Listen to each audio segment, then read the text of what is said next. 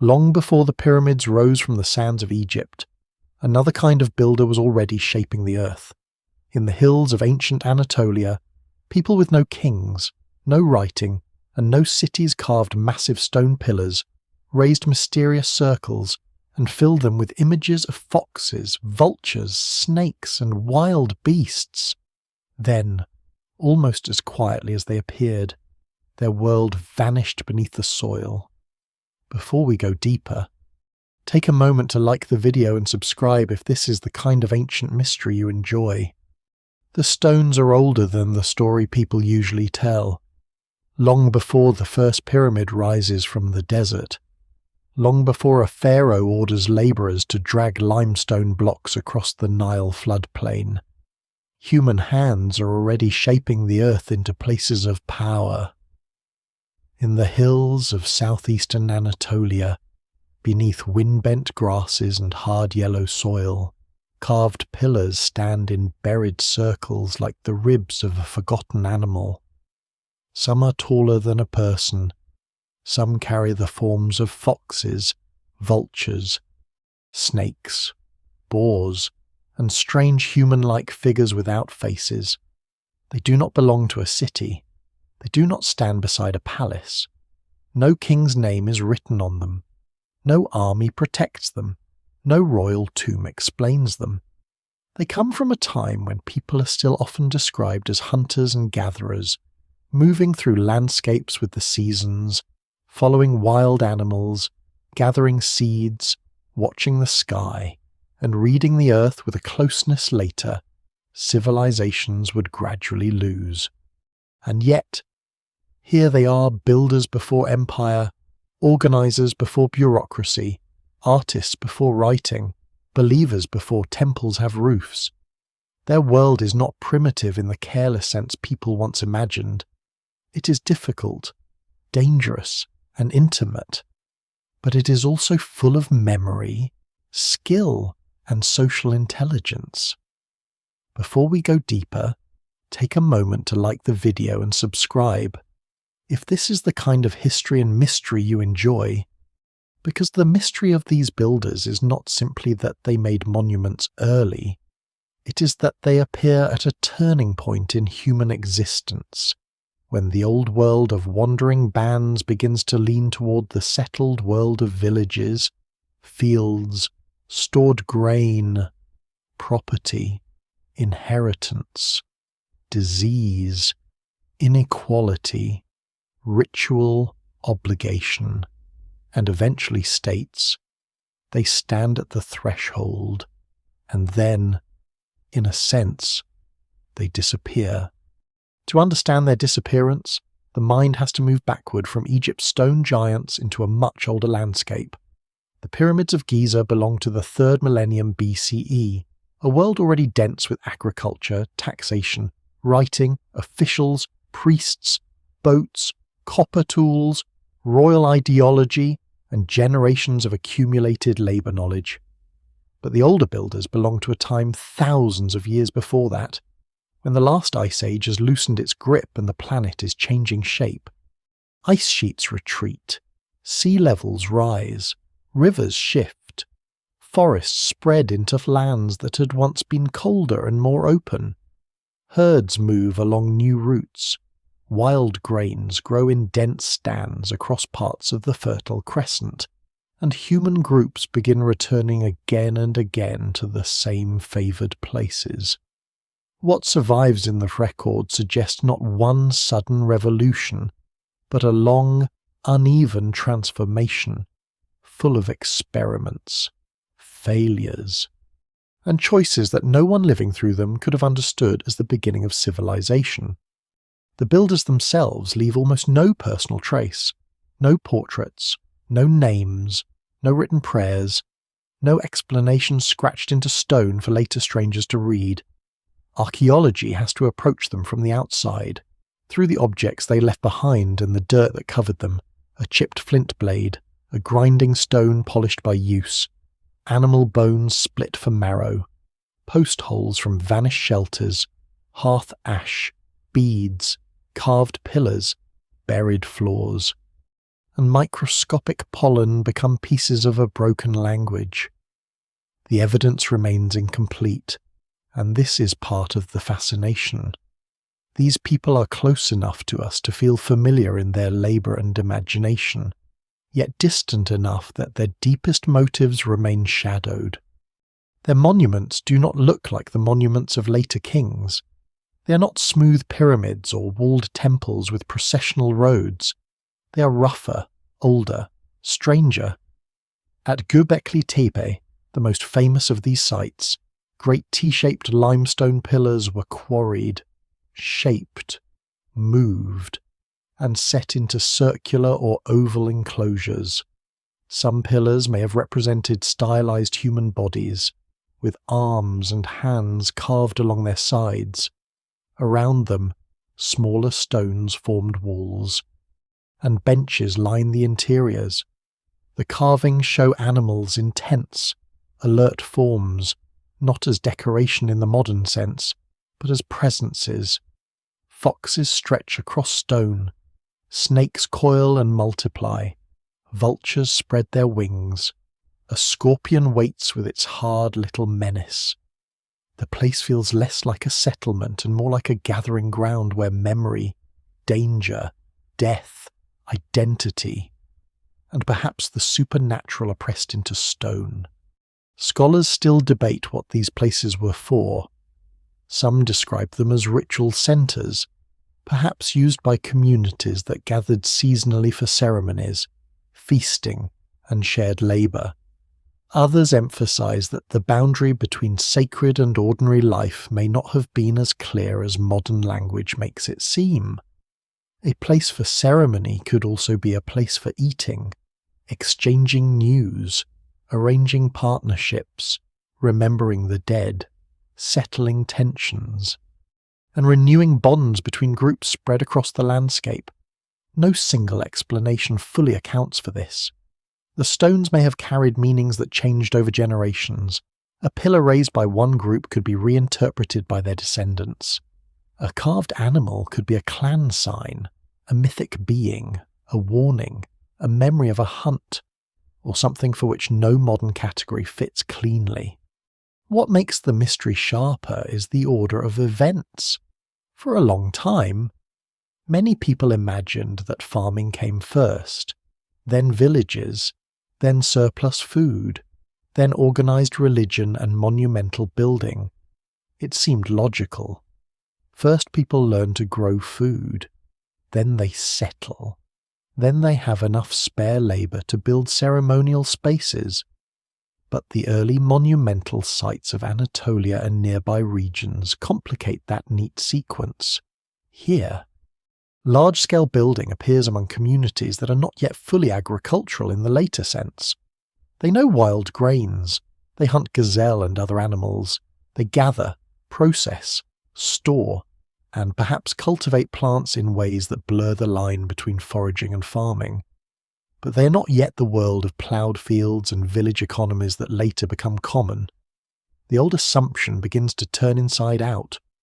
Perhaps people did not build monuments because agriculture had already created settled life. Perhaps gathering to build, feast, and remember helped create the social pressures that made settled life and farming more likely. This possibility gives the builders a strange importance. They are not merely a footnote before Egypt. They may belong to one of the great psychological shifts in human history, the moment when people begin organizing themselves around fixed places that outlive any individual lifetime. A camp can be abandoned, a hunting ground can be revisited, but a carved stone enclosure changes the relationship between people and land. It says, in effect, something happened here. Something must be maintained here. Something connects us here. Even if no one writes those words, the stone performs the message. It gives memory a location. It asks people to return. And then, after centuries of use, some of these places are deliberately buried, not simply left to collapse, filled in, covered with soil, rubble, animal bone, debris, and time. The act feels intentional, though its meaning remains debated. Was it closure, reverence, renewal, abandonment, or practical reshaping of a site whose purpose had changed? The builders vanish behind their own work. Later villages rise elsewhere. Farming spreads. New forms of life take hold. The world that eventually makes pyramids possible begins to gather strength. But the first great stoneworkers of the post-Ice Age hills slip out of memory before memory has learned to write. Their disappearance is not a single dramatic collapse with burning walls and fleeing crowds. It is quieter than that, and perhaps more unsettling. A way of life changes. A ritual landscape loses its central meaning. The descendants of the builders may not die out. They may become farmers, villagers, ancestors of later peoples. Their blood may continue, while their world dissolves. That is one of history's hardest truths. A people can disappear without vanishing biologically. Their names, ceremonies, fears, and explanations can fall away, while their hands remain present in stone. Beneath the ground, before the pyramids rose, the first builders waited for thousands of years, holding their silence. The world that receives these first builders is not the world that raised Egypt. It is wetter in some places, harsher in others, and still unsettled by the long aftermath of ice. The great cold has retreated, but it has not vanished from memory, because landscapes remember climate in slow ways. Rivers carry new loads of silt, hillsides loosen, plants climb into places where bare ground once ruled. Animals follow the green edges of change, and people follow the animals, the seeds, the water, and the signs that a valley will keep them alive for another season. The ancient builders are born into this restless planet, where nothing feels permanent except stone, sky, hunger, and the need to return to places that have proven generous before. At the end of the Ice Age, human communities across Southwest Asia live inside a changing mosaic. In one valley, wild grasses thicken into dense stands of einkorn and emmer wheat. In another, pistachio, almond, and oak spread across slopes that had once been more open. Gazelle herds move through steppe and parkland, sometimes in great numbers. Wild sheep and goats browse rocky uplands. Birds crowd wetlands. Fish flash in streams and marshes. For people with deep knowledge of seasonal movement, this is not wilderness in the empty sense. It is a mapped world, known through taste, tracks, weather, smell, and memory. A patch of ripening grain is not merely food, it is a date in the year. A flock's return is not merely chance, it is a signal that people have been waiting for. Yet this new warmth does not arrive as a simple blessing. Climate is never only background, it presses into choices. As ice melts far to the north, seas rise and coastlines shift. Lowlands disappear beneath water. Springs change their flow. Some hunting territories improve, while others decline. There are periods of abundance, but also reversals, including colder and drier pulses that interrupt the warming trend. One of the most important is the Younger Dryas, a sharp return to colder conditions that begins around 12,900 years ago and lasts for more than 1,000 years. Its causes and regional effects are still studied, and scholars still debate how directly it pushed people toward cultivation. But it arrives at a time when communities are already becoming more attached to certain landscapes, and stress often turns attachment into innovation. In the Levant and surrounding regions, people had already begun living in more settled ways before full farming took hold. The Natufian culture, for example, shows that some groups built semi-permanent settlements, used stone houses or huts, harvested wild grains intensively, and buried their dead in ways that suggest strong ties to place. They were not farmers in the later village sense, but they were not simply wandering bands either. They occupied a middle world, and middle worlds are often where history changes most quietly. A community that returns to the same grove, the same spring, the same grain fields, and the same burial ground begins to think differently about time. The dead are no longer left behind in a landscape that is always moving past. They remain nearby, the living step over memory every day. This is the slow preparation for the builders, not one invention, not one sudden awakening, but a tightening of relationships between people and place.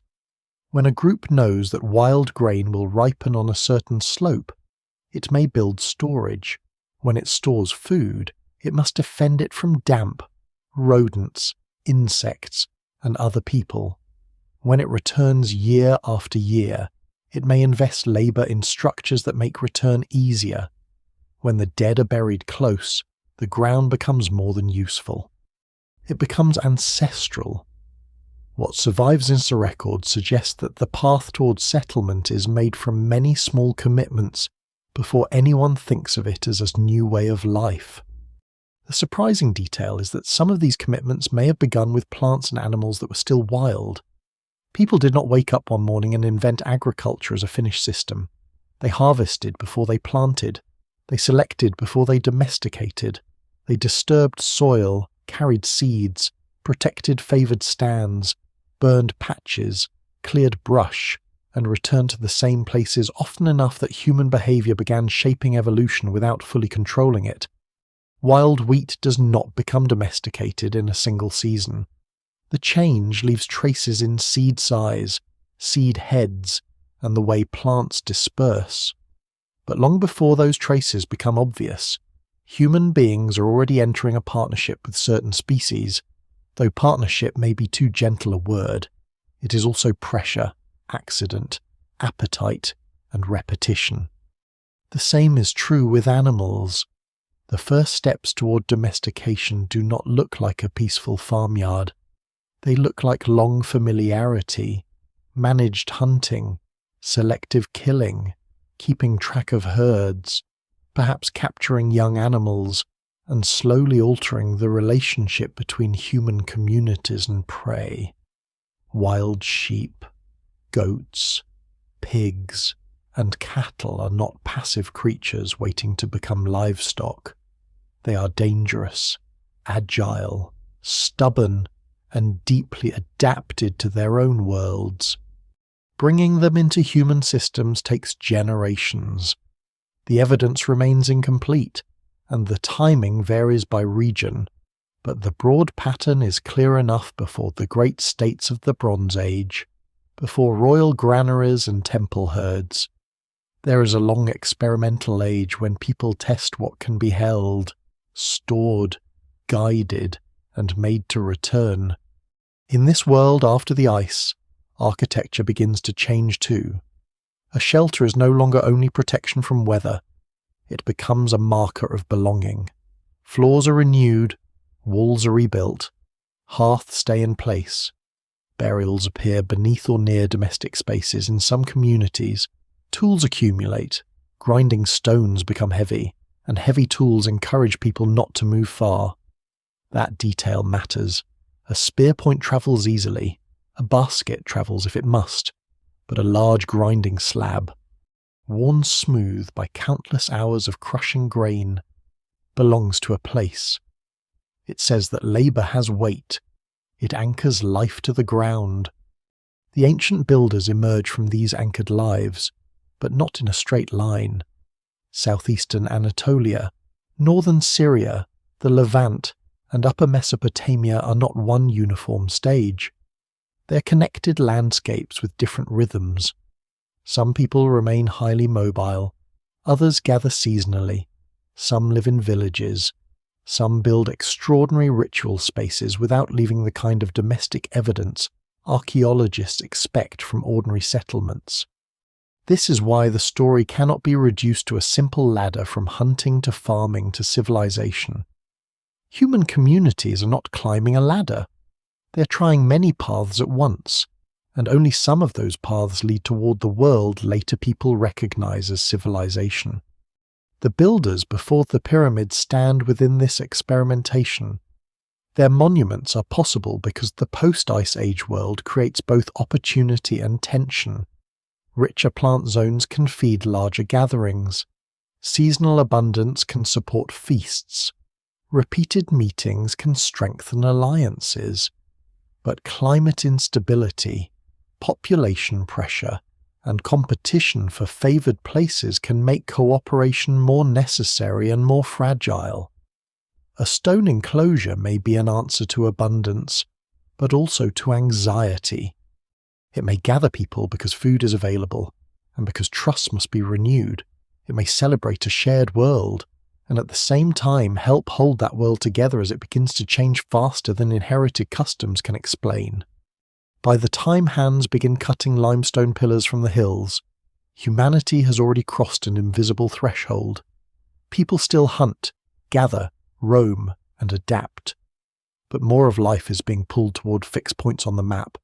Springs, grain fields, burial grounds, meeting places, and stone circles start to form a new geography of obligation. The land is no longer only travelled through. It is remembered, claimed, worked, and marked, long before the Nile becomes the corridor of pharaohs. The hills north of Mesopotamia are teaching people that stone can hold a community in place.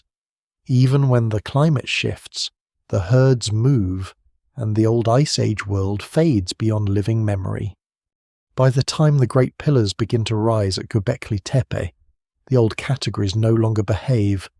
Hunter-gatherers are supposed to leave behind camps, stone tools, hearths, bones, and perhaps burials tucked into favoured places. They are not supposed to quarry limestone blocks weighing many tons, shape them into towering forms, drag or lever them across a hilltop, arrange them in carefully planned enclosures, and cover them with a carved bestiary of dangerous animals. Yet this is exactly where the evidence leads.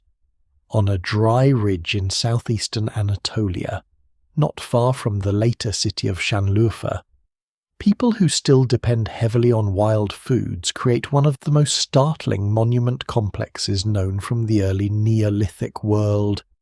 It is not a pyramid. It is not a city. It is something older and stranger, a place that forces the story of civilization to begin before civilization has fully arrived. The hill itself does not seem accidental. Göbekli Tepe sits high above the surrounding plains, with long views across a landscape that would have looked different in the 10th millennium BCE.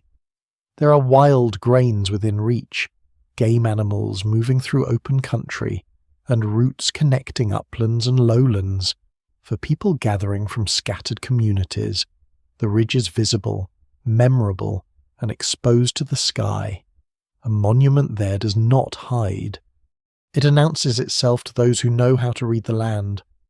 What survives in the record suggests that the site may have drawn groups from a wide area, not as permanent residents in the later urban sense, but as participants in repeated gatherings whose scale and purpose still remain debated. The builders cut their pillars from the local limestone. This detail sounds simple until the labour is imagined closely. Someone has to know where good stone lies near the surface. Someone has to detach it without metal tools, using harder stones, wedges, leverage, water, patience, and experience passed from hand to hand. The pillar has to be shaped, its surface worked, its edges controlled, and its symbolic form preserved. Then it has to be moved. The heaviest known pillars at Göbekli Tepe may weigh many tons, and while they are not pyramid blocks, they belong to a world without draft animals, wheels, or formal engineering schools. Their movement requires cooperation, timing, food, leadership of some kind, and a shared reason strong enough to make people do work that ordinary survival does not demand. That shared reason is the heart of the mystery. The enclosures at Göbekli Tepe are not random piles of stone. They have structure. Large central T-shaped pillars stand within circular or oval spaces, surrounded by smaller pillars set into stone walls. Benches or low platforms run along the interiors. Some enclosures were rebuilt or modified, and later construction sometimes sits over earlier phases. This is a place used across generations, perhaps centuries, and not simply a one-time burst of effort.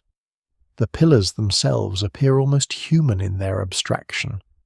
On some, carved arms descend along the sides, hands resting near a belt or loincloth. The T-shape may represent a head and body without a face. If so, the most powerful figures at the site are not animals at all, but silent beings standing among animals, watching without eyes. The animals are carved with a sharpness that feels immediate even after more than 11,000 years. Foxes leap or stretch, boars bristle, snakes coil in clusters, birds appear with long necks and watchful bodies. There are aurochs, wild asses, gazelles, scorpions, and other creatures of danger, speed, and significance. These are not gentle farm animals. They belong to a world still full of wild force. Some carvings are raised in relief, carefully planned into the stone surface. Others seem crowded, layered, almost urgent. Scholars still debate whether these animals represent clans, myths, spirits, seasonal signs, hunting memories, death imagery, or a symbolic language whose grammar is lost. The evidence remains incomplete. But one thing is clear, the carvings do not merely decorate the monuments. They are part of what the monuments are. There is a lesser-known oddity in the way Göbekli Tepe was treated over time. Some of its great enclosures were eventually filled in with debris, stone chips, animal bones, flint tools, and soil.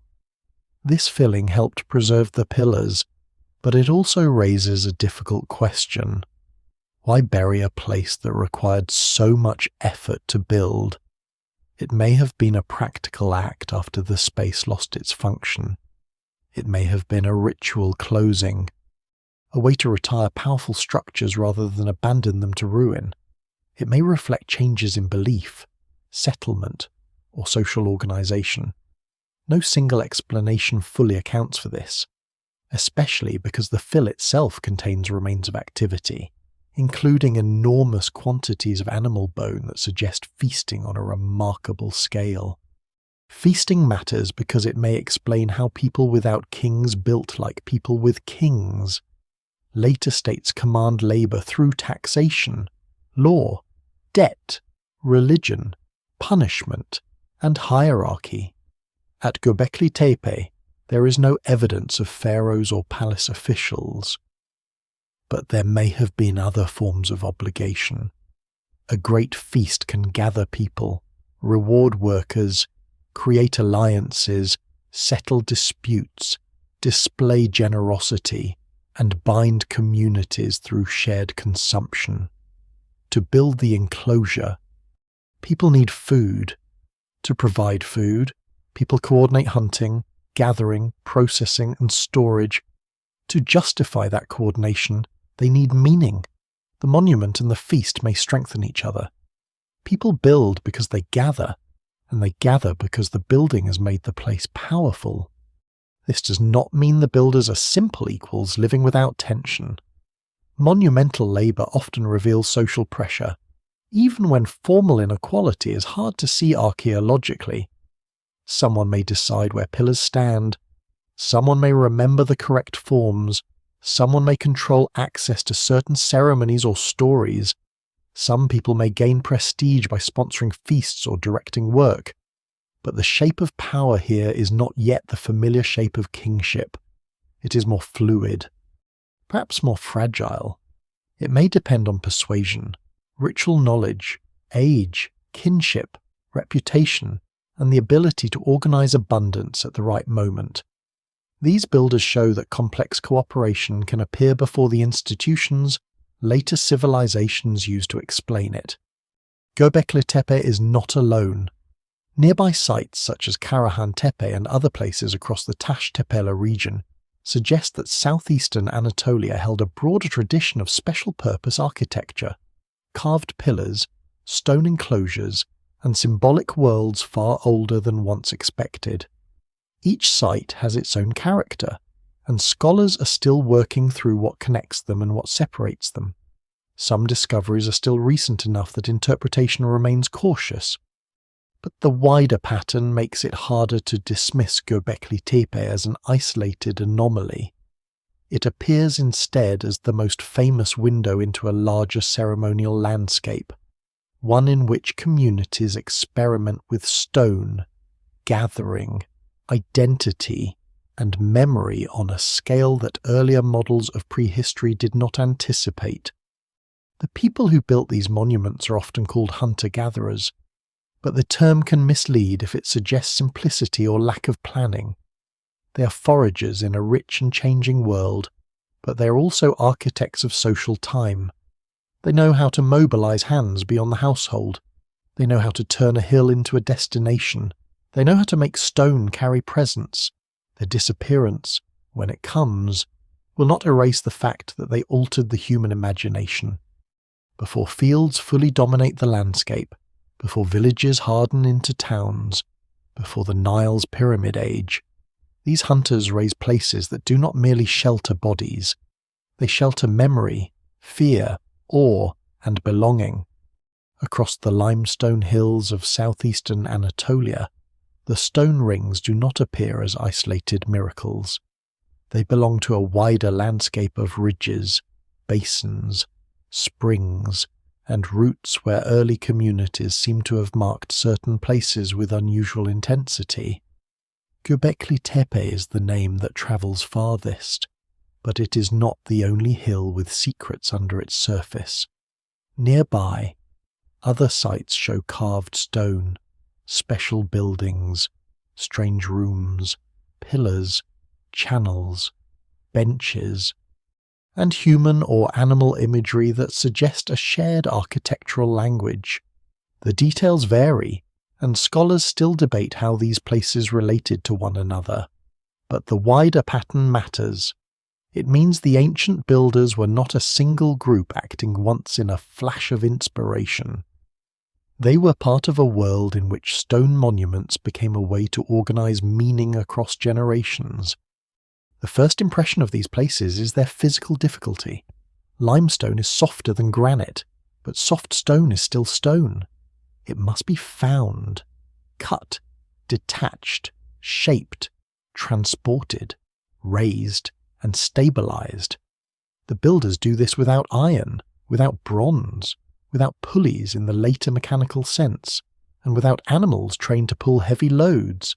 Their tools are made from stone, bone, wood, and antler. Their measurements are not written down. Their plans are not preserved on tablets. And yet the work shows intention. Pillars face inward. Enclosures are arranged with care. Walls curve around central spaces.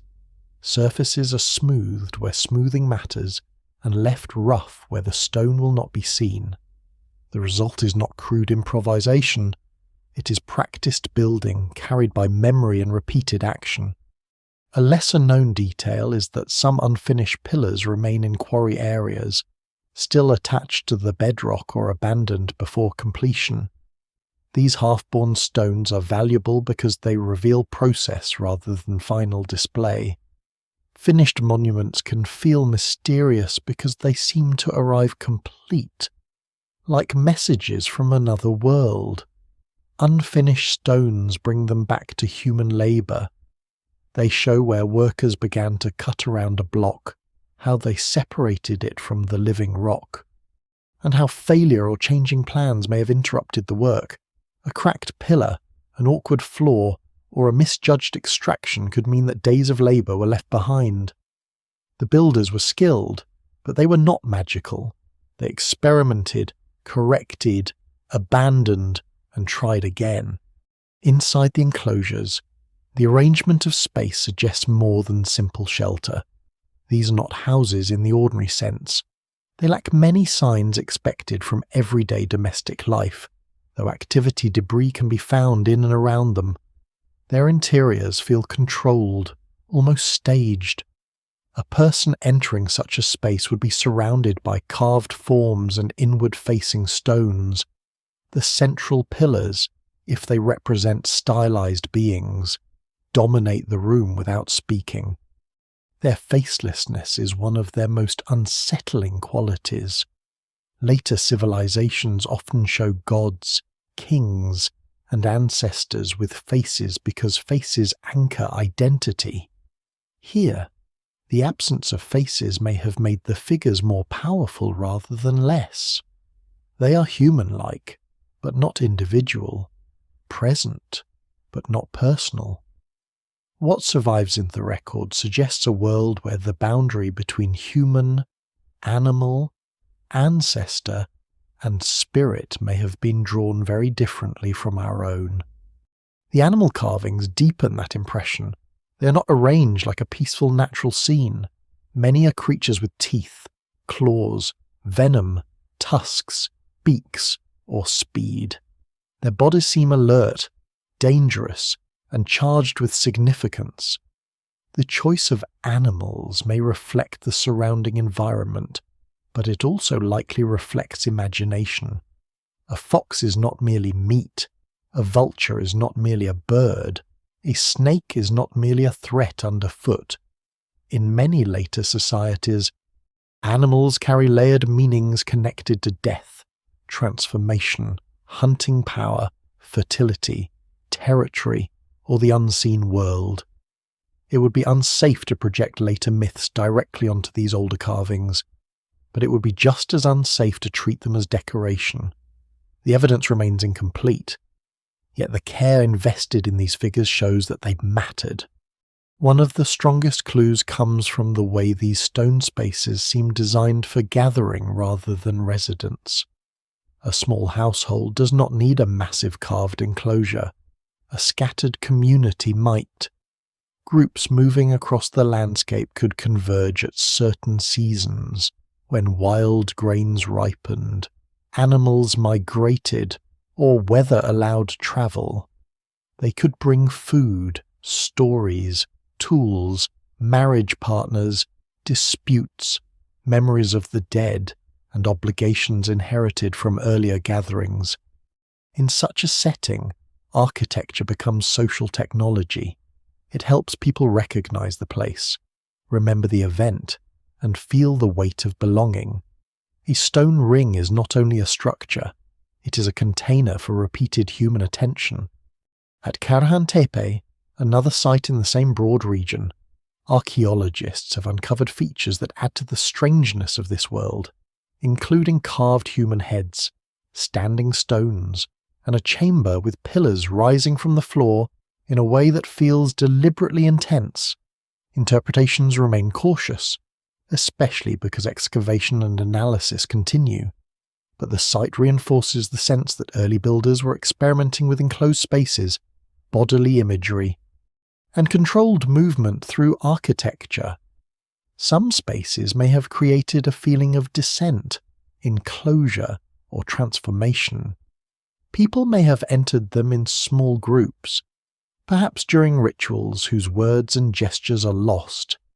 No single explanation fully accounts for the arrangement of these places, but they clearly show that early monumentality was not only about height or size, it was also about atmosphere. That atmosphere would have changed through light at dawn. Low sunlight could strike the tops of pillars and leave the lower carvings in shadow. At midday, the pale limestone would glare under the Anatolian sky. At night, firelight would make relief carvings move along the stone surface.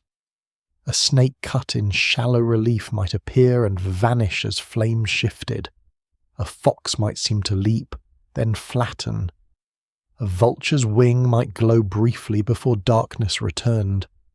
The builders may not have thought of this as visual effect in the modern sense, but they surely knew what fire does to stone and shadow. Monuments are never experienced only as objects.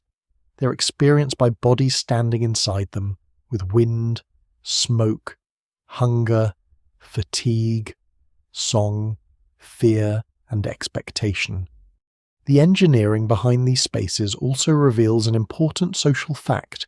People were willing to invest labour in something that did not immediately feed them. That does not mean the monuments were separate from survival. In small-scale societies, ritual, food, alliance, and survival can be tightly connected. Building together may have helped communities share resources, coordinate hunting, arrange marriages, reduce violence, or create mutual obligations during hard years. A carved enclosure may look impractical only if practicality is defined too narrowly.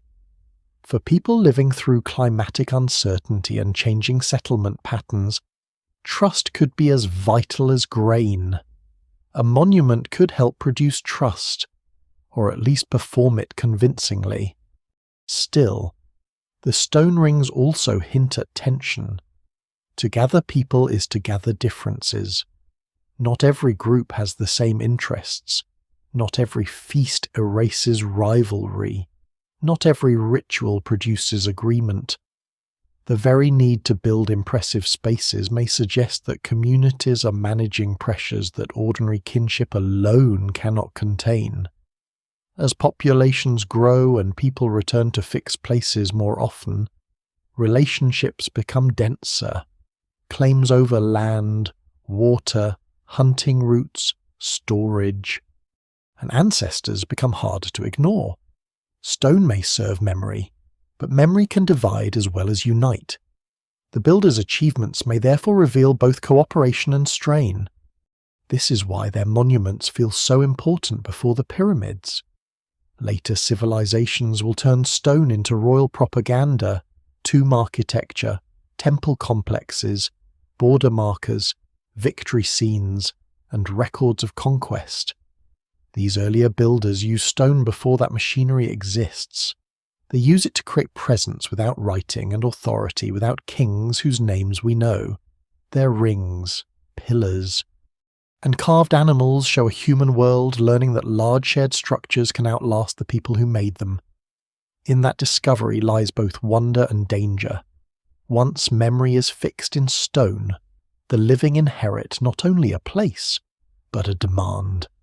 They must return, repair, reinterpret, or bury what their ancestors raised. The monument is only one half of the transformation. The other half is quieter, built not from towering pillars but from packed floors, hearths, storage pits, mud walls, and the slow decision to wake up in the same place again and again.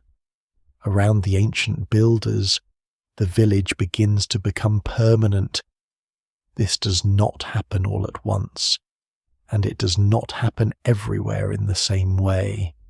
Some groups still move widely, some return seasonally, some settle for part of the year and leave when food, weather or custom pulls them away. But across parts of the Near East, the pull of place grows stronger. The land is no longer only crossed, it is occupied, remembered, modified, defended, inherited, and eventually argued over. At first, permanence may not have felt revolutionary. A family or small group might simply improve a shelter because they expect to use it again. They might line a storage pit more carefully because last year's grain spoiled. They might repair a wall rather than build a new one somewhere else. They might clear a patch near wild cereals because the harvest is better when competing plants are removed. Each act seems practical, almost modest, yet together, over generations. These acts change the human relationship with the earth. A mobile camp leaves a light footprint. A returning camp leaves a pattern. A village leaves a claim. In early settlements such as Yerf el Amar, Muribet, Abu Huraira, and other sites across the broader region, archaeologists find evidence of communities experimenting with architecture, storage, plant use, and collective buildings. The details differ from place to place, and scholars still debate how each site fits into the larger story, but the trend is unmistakable. People are living in denser groups, building more durable structures, processing grains with heavy tools, and creating spaces that seem to belong to more than a single household. Some buildings are domestic, others appear communal, special, or ritualized.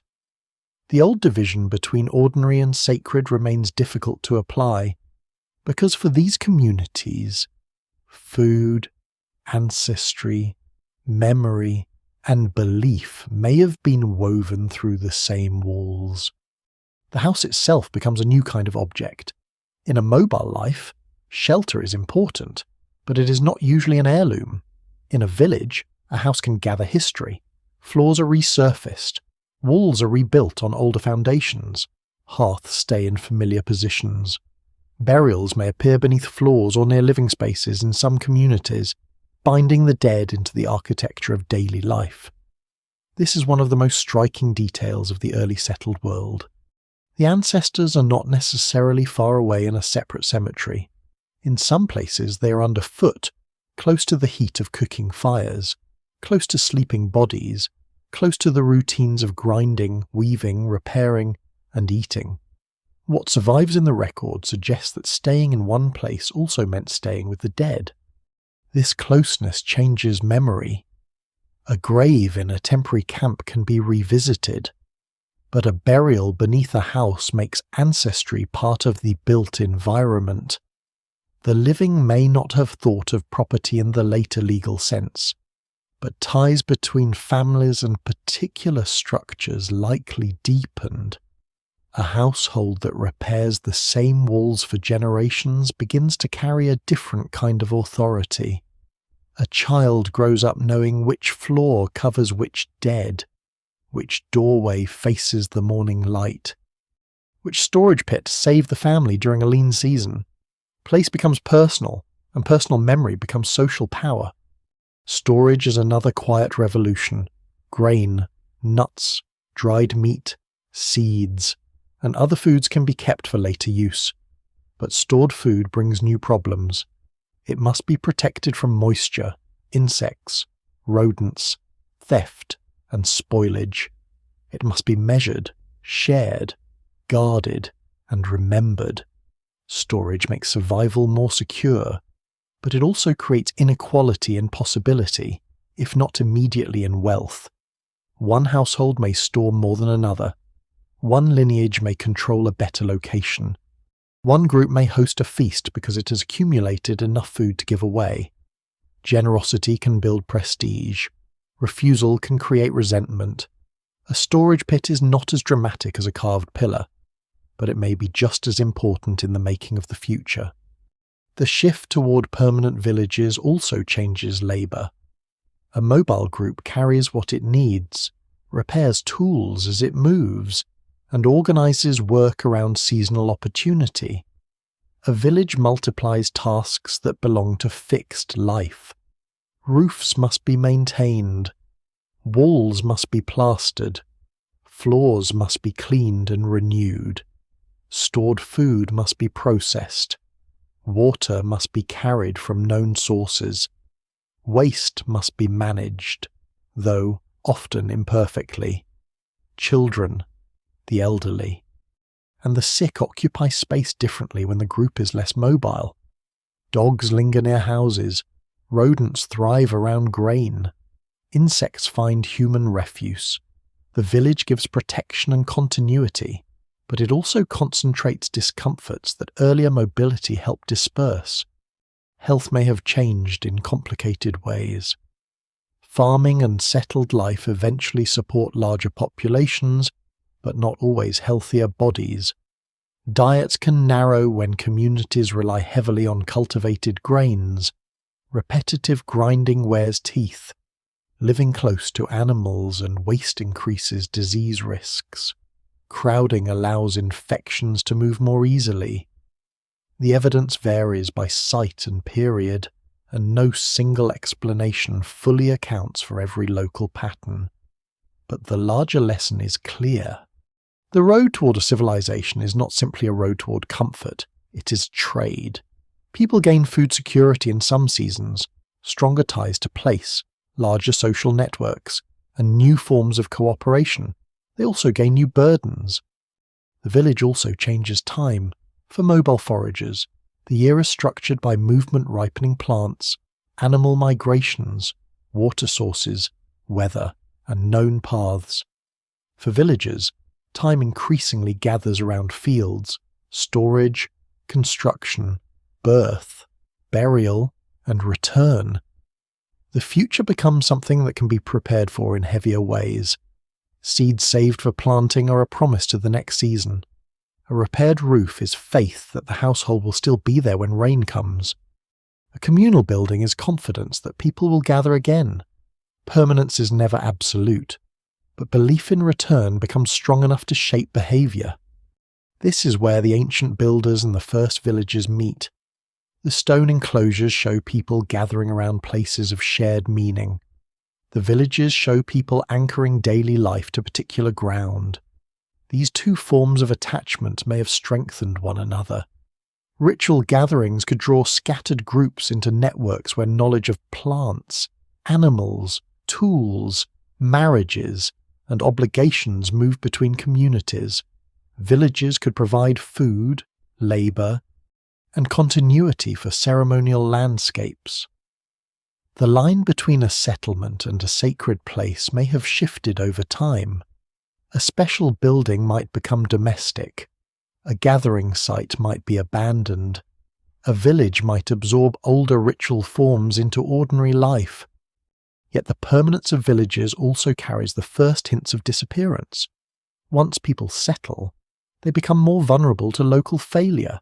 A drought matters more when fields and stores are tied to one place. Conflict matters more when houses and ancestors cannot easily be left behind. Social tensions become harder to dissolve by simply moving away. Some communities adapt, others shrink, relocate, or transform. The builders who once gathered around great stone rings may not vanish in a single moment. Their world may be diluted into new routines of village life. The monumental hill, once the centre of return, becomes less necessary as houses, fields, and ancestors create new centres. Before the pyramids, then, the decisive architecture may not be only the standing pillar, it may also be the floor worn smooth by generations of feet. The first walls do not merely keep out wind. They gather families into histories. They make food into property, burial into belonging, and land into memory. As villages become permanent, humanity enters a bargain with place. The bargain gives people roots, but roots can hold as tightly as they nourish. And somewhere in that tightening, the ancient builders begin to change into something else. The people behind the first walls are almost invisible, and that is what makes them so difficult to forget. Later civilizations leave kings, officials, scribes, carved names, painted scenes, contracts, tax lists, and tomb inscriptions that tell the living who mattered. These older builders leave hands without signatures. Their labour survives, but their identities do not. A stone pillar can still stand after 11,000 years, but the person who shaped its edge has no face in the record. A wall can reveal the size of a room, but not the name of the woman who swept its floor. A grinding stone can show years of use, but not the ache in the shoulders of the person who leaned over it before sunrise. The evidence remains incomplete, yet it is rich enough to bring their world closer than silence should allow. Their days begin with the body. Before belief becomes stone and before villages become ancestry, survival passes through muscles, calluses, hunger, and habit. Someone wakes in a shelter of mud, reed, timber, hide, or stone, depending on the region and season. Smoke from the hearth clings to the roof. Ash lies near the fire. Tools wait where they were left the night before. Outside, Dogs may move between houses or camp edges, half companions and half scavengers. The air carries the smell of damp earth, crushed plants, animal skins, stored grain, and human closeness. This is not the clean emptiness of museum displays. It is a lived-in world, crowded with texture. Work divides by age, skill, strength, custom, and circumstance, though not always in the rigid ways later societies imagine. Some people hunt, others gather seeds, nuts, fruits, tubers, reeds, fibres, and medicinal plants. Some shape flint into blades so sharp they can cut hide, meat, wood, and plant stems with remarkable precision. Some repair baskets, twist cordage, scrape skins, carry water, tend fires, process food, watch children, care for the injured, and remember where things are stored. The survival of the group depends not on one heroic task, but on 1,000 repetitive acts done well enough that no disaster follows. A missed season, a spoiled store, a broken tool at the wrong moment, or a failed hunt can matter more than any dramatic enemy. The stoneworkers occupy a special place in this imagined reconstruction, though they may not have been specialists in the later professional sense. They know stone because stone has taught them slowly. They understand where limestone breaks cleanly and where it resists. They know how a hammerstone feels when it strikes properly, how a surface changes under repeated blows, how a crack can ruin days of labour. They may work in groups, not in silence, but in coordinated rhythm, passing tools, clearing debris, wetting surfaces, levering blocks, and pausing when the heat becomes too much. There are no bronze chisels, no iron picks, no written plans spread on a table.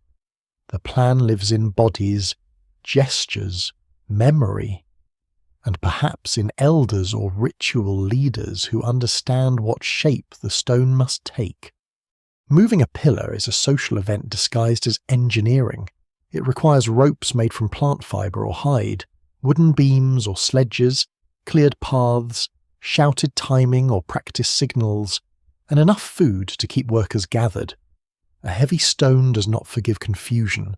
If it slips, it can crush feet, break legs, or kill. The builders would have known the danger. That knowledge gives their labour a different character. The monuments are not the result of spare time casually spent.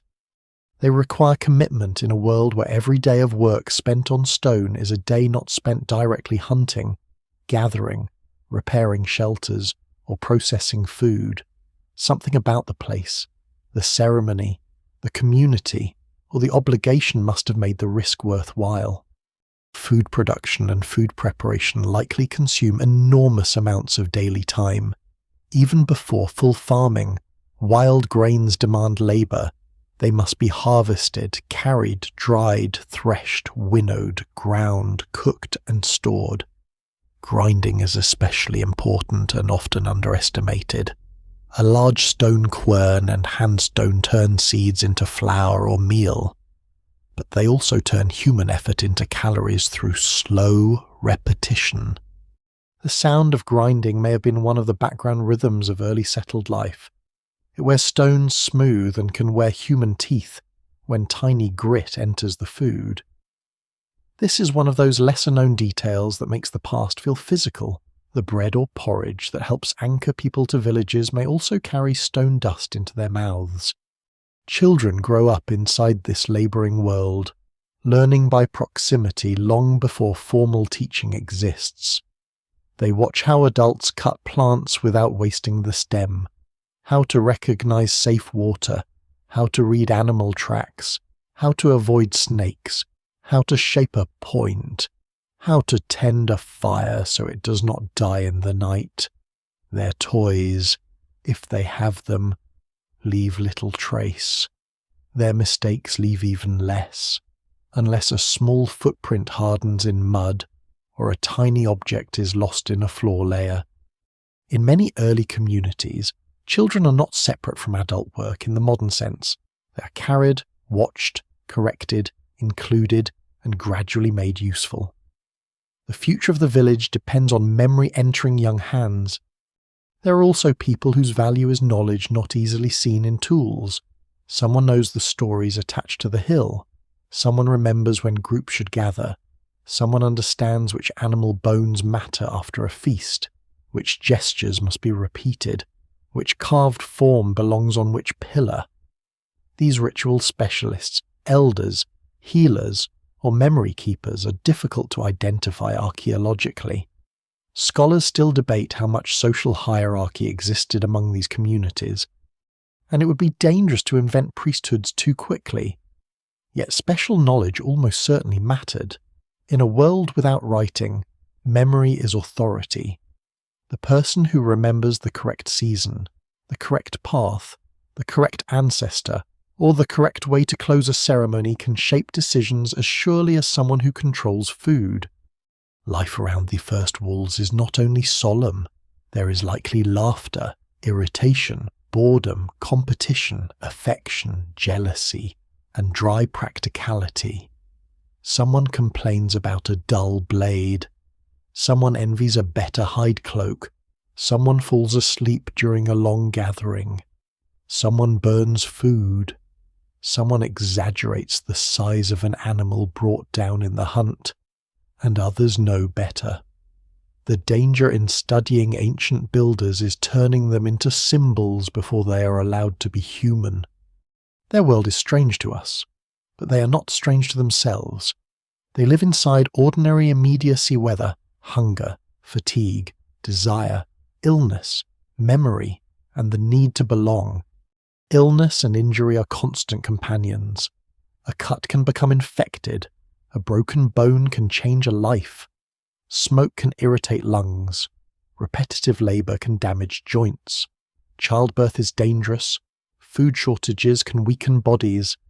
At the same time, care is visible in many prehistoric contexts through healed injuries and survival after trauma.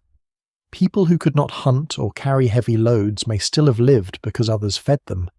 This matters deeply. The first builders are not only makers of monuments, they are members of social worlds where dependence is normal. Human survival has always relied on care as much as strength. When archaeologists uncover walls, tools, bones, and floors, they are seeing the durable edges of lives that were mostly made of perishable things. Wood rots, baskets vanish, cloth disappears, songs leave nothing, skin, hair, names, jokes, gestures, and grief are almost entirely gone. What remains is enough to show that the builders before the pyramids were not anonymous because they lacked individuality. They are anonymous because time is merciless with people who lived before writing. Their disappearance begins there, in the imbalance between stone and flesh.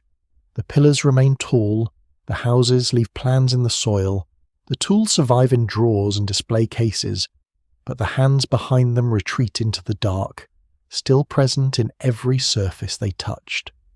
The strange power of gathering begins before anyone cuts a field into private rows or stores harvests under the authority of a temple.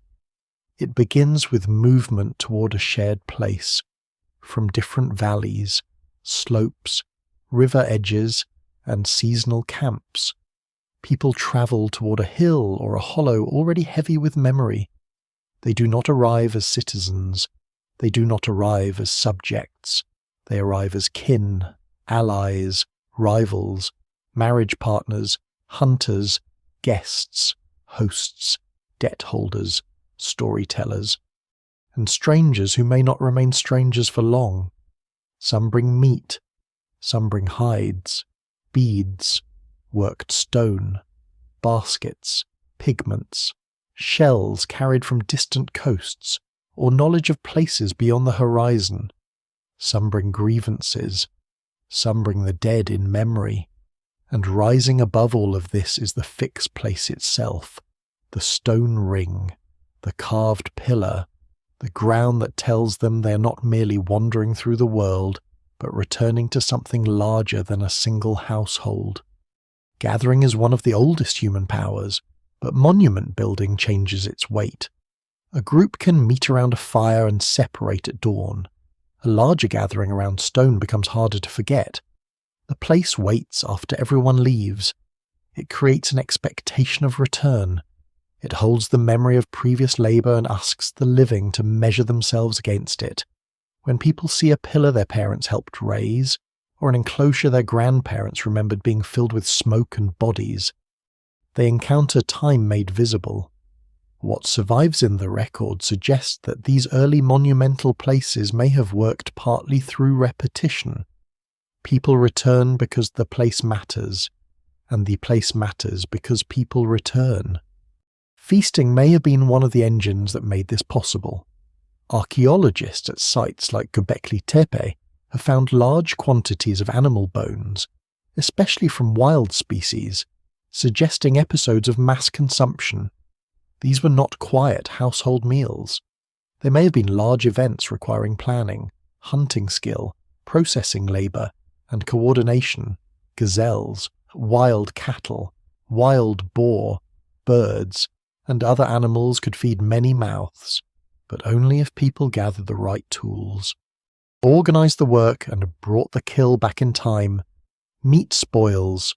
Fires must be managed. Bones must be split. Fat must be valued.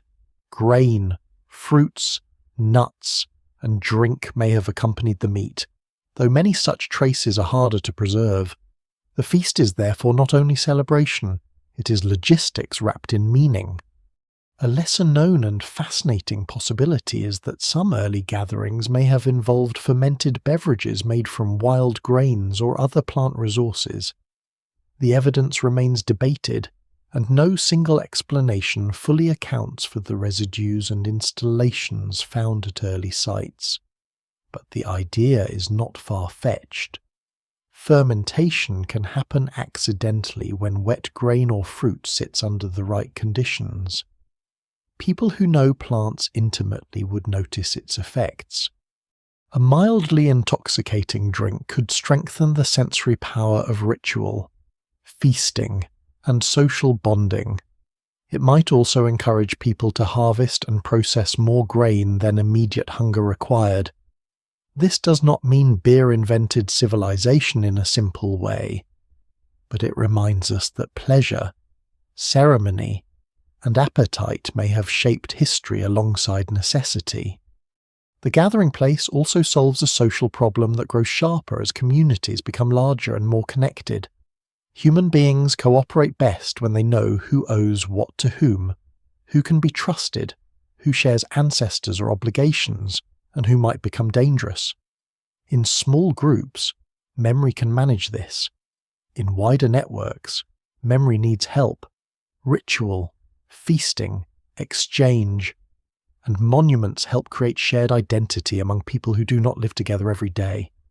A person who eats at the same feast helps drag the same stone, watches the same ceremony, or mourns under the same carved animals becomes part of a wider moral world.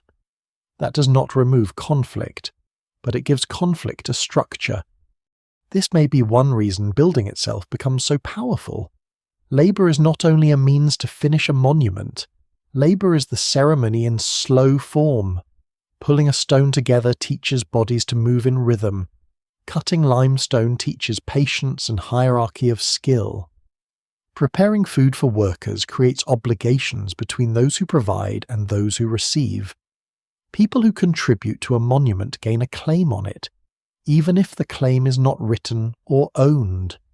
A pillar raised by many hands is never simply stone. It is stored cooperation. It contains the memory of strained shoulders, shouted signals, dangerous slips, successful lifts, and the relief when the block finally stands upright. Scholars still debate whether these gatherings were primarily religious, social, economic, political, or some mixture that makes those modern categories clumsy. It is tempting to call Göbekli Tepe a temple, because later history teaches us to recognize special buildings through the language of religion. but the word can mislead. For people before writing, before states, and before permanent priestly institutions that can be clearly identified, the sacred may not have been sealed away from food, alliance, death, and exchange. A ceremony could be a negotiation, a feast could be a religious act, a building project could be a political performance, a burial could establish rights to land. The power of gathering lies precisely in this blending. The carved animals may have helped bind these gatherings to a shared symbolic world: a fox on a pillar, a vulture, a snake, a scorpion, an aurochs. Each creature brings the outside world into the enclosure. The wild does not disappear when people gather. It is carved into the heart of the gathering place. This matters because these communities are not yet fully separated from wild landscapes by fields and walls. Their food, fears, myths, and movements still depend on animals that cannot be commanded. To carve such beings in stone may be to honour them, control them, remember them, fear them, or transform them into signs of group identity. The evidence remains incomplete, but the emotional force of the carvings is hard to dismiss. They turn the enclosure into a place where the human group faces the more than human world. Gatherings also create opportunities for exchange. Stone tools made from particular materials can travel far from their source. Marine shells can appear inland.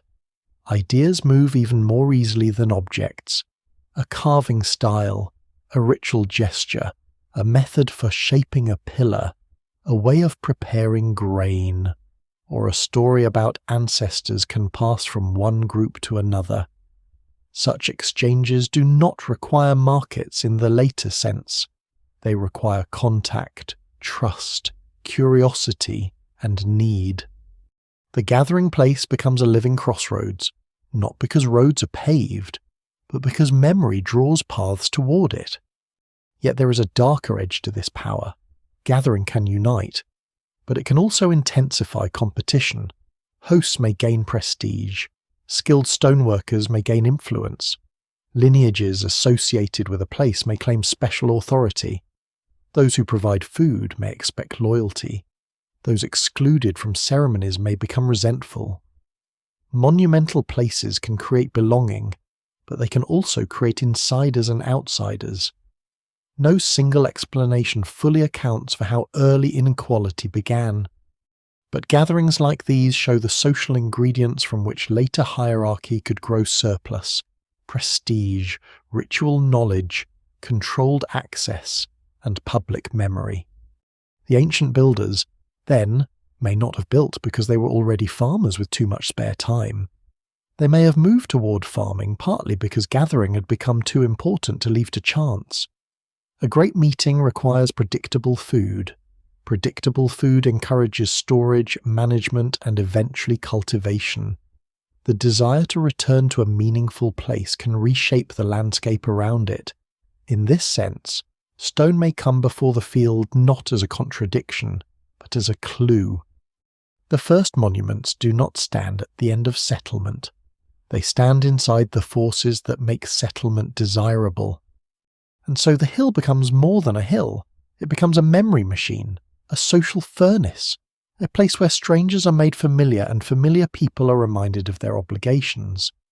The builders who disappear before the pyramids are not only moving rocks, they are discovering that humans can be gathered by symbols, fed by shared labour, bound by repeated return, and held by places that outlive them. Long before kings command armies of workers, communities learn to command themselves through awe, appetite, memory, and stone. Agriculture does not arrive like a gift placed gently into human hands. It arrives as a bargain, and the bargain is costly. The same communities that gather around stone, feast on wild animals, grind seeds, and return to meaningful hills begin to live more deeply inside relationships with a few chosen plants and animals. Wheat, barley, lentils, peas, sheep, goats, pigs, and cattle gradually become more than resources taken from the wild. They become companions in a new human experiment. Though not companions in a sentimental sense, they are watched, selected, protected, trapped, harvested, bred, stored, slaughtered, and defended. The old world of movement does not vanish at once, but another world grows beside it, heavier and more demanding. A field cannot follow the hunter, a herd cannot be ignored until hunger comes, a storehouse cannot protect itself. The earliest farming is uneven, local, and experimental. Scholars still debate the exact pace of domestication in different regions, because the evidence changes from plant to plant and from site to site. Some communities may cultivate wild cereals for generations before the plants show clear domesticated traits. Some may manage animals long before herds become fully dependent on people. This slow transition matters because it reminds us that the first farmers were not following a blueprint. They were solving immediate problems with inherited knowledge. A patch of wild barley that grows well near a settlement is encouraged. A stand of wheat is harvested carefully, then perhaps reseeded by accident or intention. Young animals are taken, kept, exchanged, or killed selectively. Over time, human preference becomes evolutionary pressure. Plants that hold their seeds longer become useful. Animals that tolerate proximity become manageable. The landscape begins to bend around human habit. But as soon as food becomes more predictable, life becomes more scheduled. Farming creates calendars of obligation. Ground must be prepared, seeds must be saved, planting must happen at the right time. Harvest must be completed before weather, birds, insects, or rival groups take the yield. Grain must be dried and stored. Herds must be moved, guarded, bred, milked later in some traditions, and slaughtered with future numbers in mind. This is not laziness replacing hunting, and it is not simple progress. It is work of a different kind, repetitive and binding. A hunter may fail and move on. A farmer may fail and face an empty storehouse beside a house full of people who expected the field to answer. The body records this change. In many early farming populations, archaeologists see signs that diets become narrower and physical stress increases. Teeth can show heavy wear from stone-ground flour. Bones may reveal strain from repetitive tasks. Crowding brings greater exposure to infectious disease. Living near animals opens new pathways for pathogens, even if the full consequences unfold over much longer timescales. The evidence remains incomplete and varies by region. So it would be too simple to say farming made everyone immediately weaker. Agriculture also supports more children, larger settlements, and survival through seasons when wild food might fail. Still, the road towards civilization is not a clean ascent into comfort. It is a transformation in which people gain numbers, storage, and continuity while accepting new forms of labor, illness, and dependence. Domesticated animals change the emotional and economic texture of life. A wild gazelle belongs to the open landscape until the moment it is hunted. A goat in a managed herd is different. It is future meat, future hide, future bone, future offspring, and eventually, in some regions, milk. It is also a problem that breathes, wanders, eats, sickens, and attracts thieves or predators. Herding creates new skills and new risks. It may pull some people away from the village seasonally while others remain near fields and houses. It may create wealth that can move on its own legs. Unlike stored grain, animals reproduce visibly, and their numbers can become a measure of household strength. No single explanation fully accounts for the origins of inequality, but herds and stored harvests give inequality something durable to attach to. Land also begins to mean something different. For mobile foragers, territory can be known. remembered, shared, defended, and spiritually charged. But farming intensifies the claim. A field contains labour before it contains food. Clearing, sowing, tending, and harvesting all leave invisible ownership in the soil. If a family works a patch for years, the patch becomes tied to memory and expectation. If ancestors are buried nearby, the claim deepens. If a wall, ditch, or path marks the edge, the idea becomes harder still. Land is no longer only a place where food may be found. It becomes a place where food has been made to appear through human effort. That difference is small in wording and enormous in history. The village grows under this pressure. More food can support more people, and more people demand more food. Houses multiply. Paths harden between doorways. Storage spaces become more important. Communal work becomes more regular. Children survive in greater numbers, increasing the need for future harvests. A settlement that begins as a flexible gathering of households can become a place difficult to leave, not because life there is always easy, but because too much has been invested in it. Walls, fields, graves, stores, herds, marriages, debts, and memories all pull in the same direction. Permanence becomes less a choice than a web. Conflict changes as well. It would be wrong to imagine that mobile hunter-gatherers lived without violence, just as it would be wrong to imagine farming instantly created war. Human conflict is older and more complicated than any single economic system. But agriculture gives conflict new stakes. Stored grain can be stolen, herds can be raided, fields can be damaged, water sources can be contested, boundaries can harden.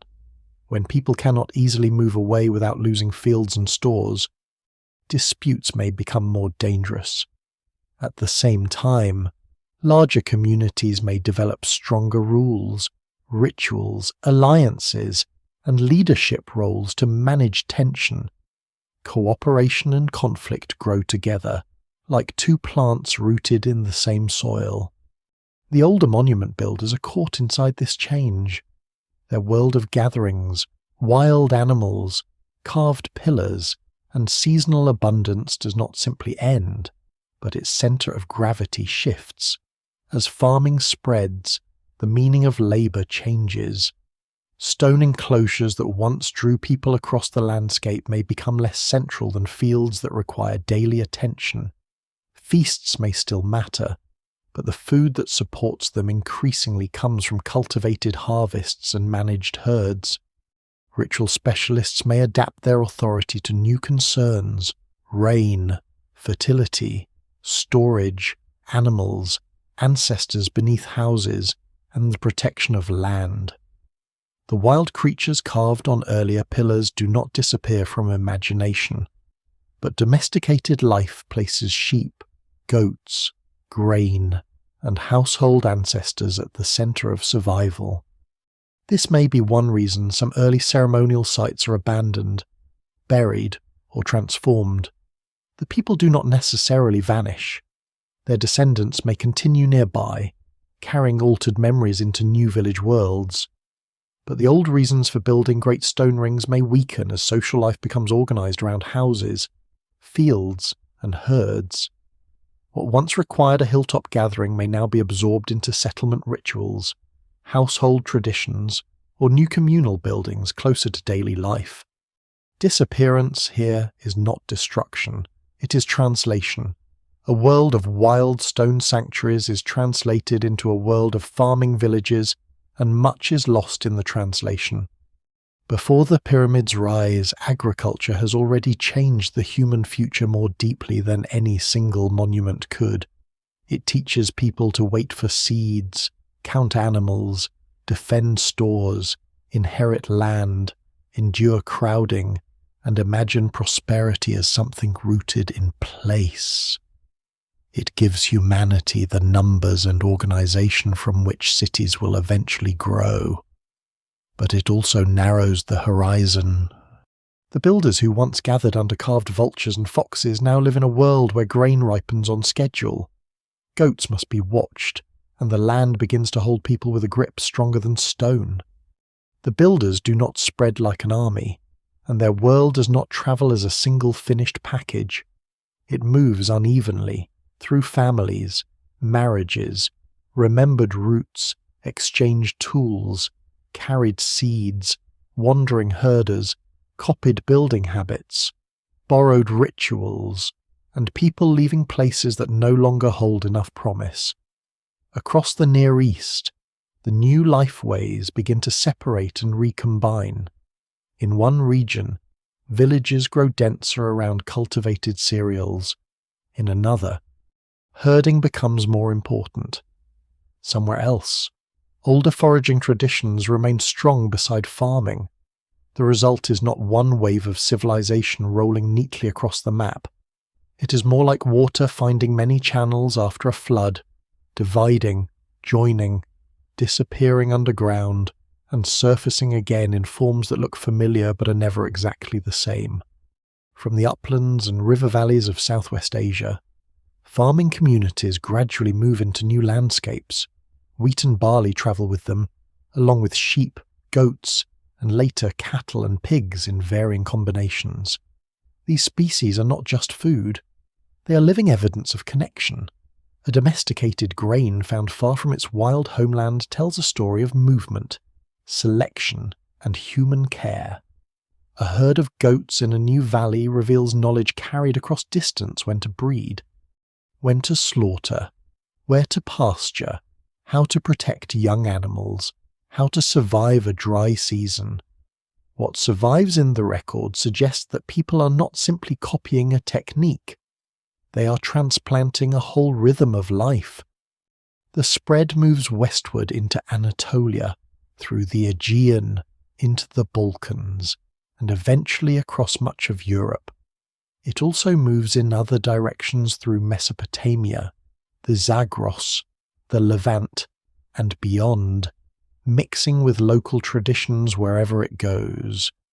Scholars still debate the balance between migration and cultural adoption in different regions, because the answer changes from place to place. Ancient DNA has shown that in many areas, actual people moved, not just ideas. Early farmers carried ancestry from Near Eastern populations into Europe, where they encountered and mixed with local hunter-gatherers. But adoption also mattered. Local groups did not simply vanish at the first sight of grain. Some resisted, some exchanged, some intermarried, some borrowed pieces of the new life while keeping older practices alive. This meeting of worlds is one of the most important and delicate parts of the story. To later eyes, farming may seem destined to spread because it supports larger populations. But to a person living at the edge of the old and new ways, the choice is not obvious. Farming is hard. It ties people to fields, exposes them to crop failure, and demands repetitive labour. Foragers often know their landscapes with astonishing depth, and may enjoy diets broader than those of early farmers. The spread of agriculture is therefore not simply the triumph of a better idea. It is driven by population growth, social pressure, climate shifts, land use, exchange networks, and the reproductive advantage that larger farming communities eventually gain. No single explanation fully accounts for the whole process. As the lifeways spread, building traditions change. The great T-shaped pillars of southeastern Anatolia do not march unchanged into every new land. Instead, the impulse to mark place, gather communities, and bind memory to architecture takes different forms. In some early villages, special buildings appear within settlements. Elsewhere, burial customs become the focus of communal identity. Houses may be rebuilt over older houses, creating mounds of occupation that rise slowly from accumulated human life. In Anatolia, places like Çatalhöyük show dense settlement, elaborate interior symbolism, plastered walls, platforms, burials beneath floors, and striking imagery involving wild bulls, leopards, and human bodies.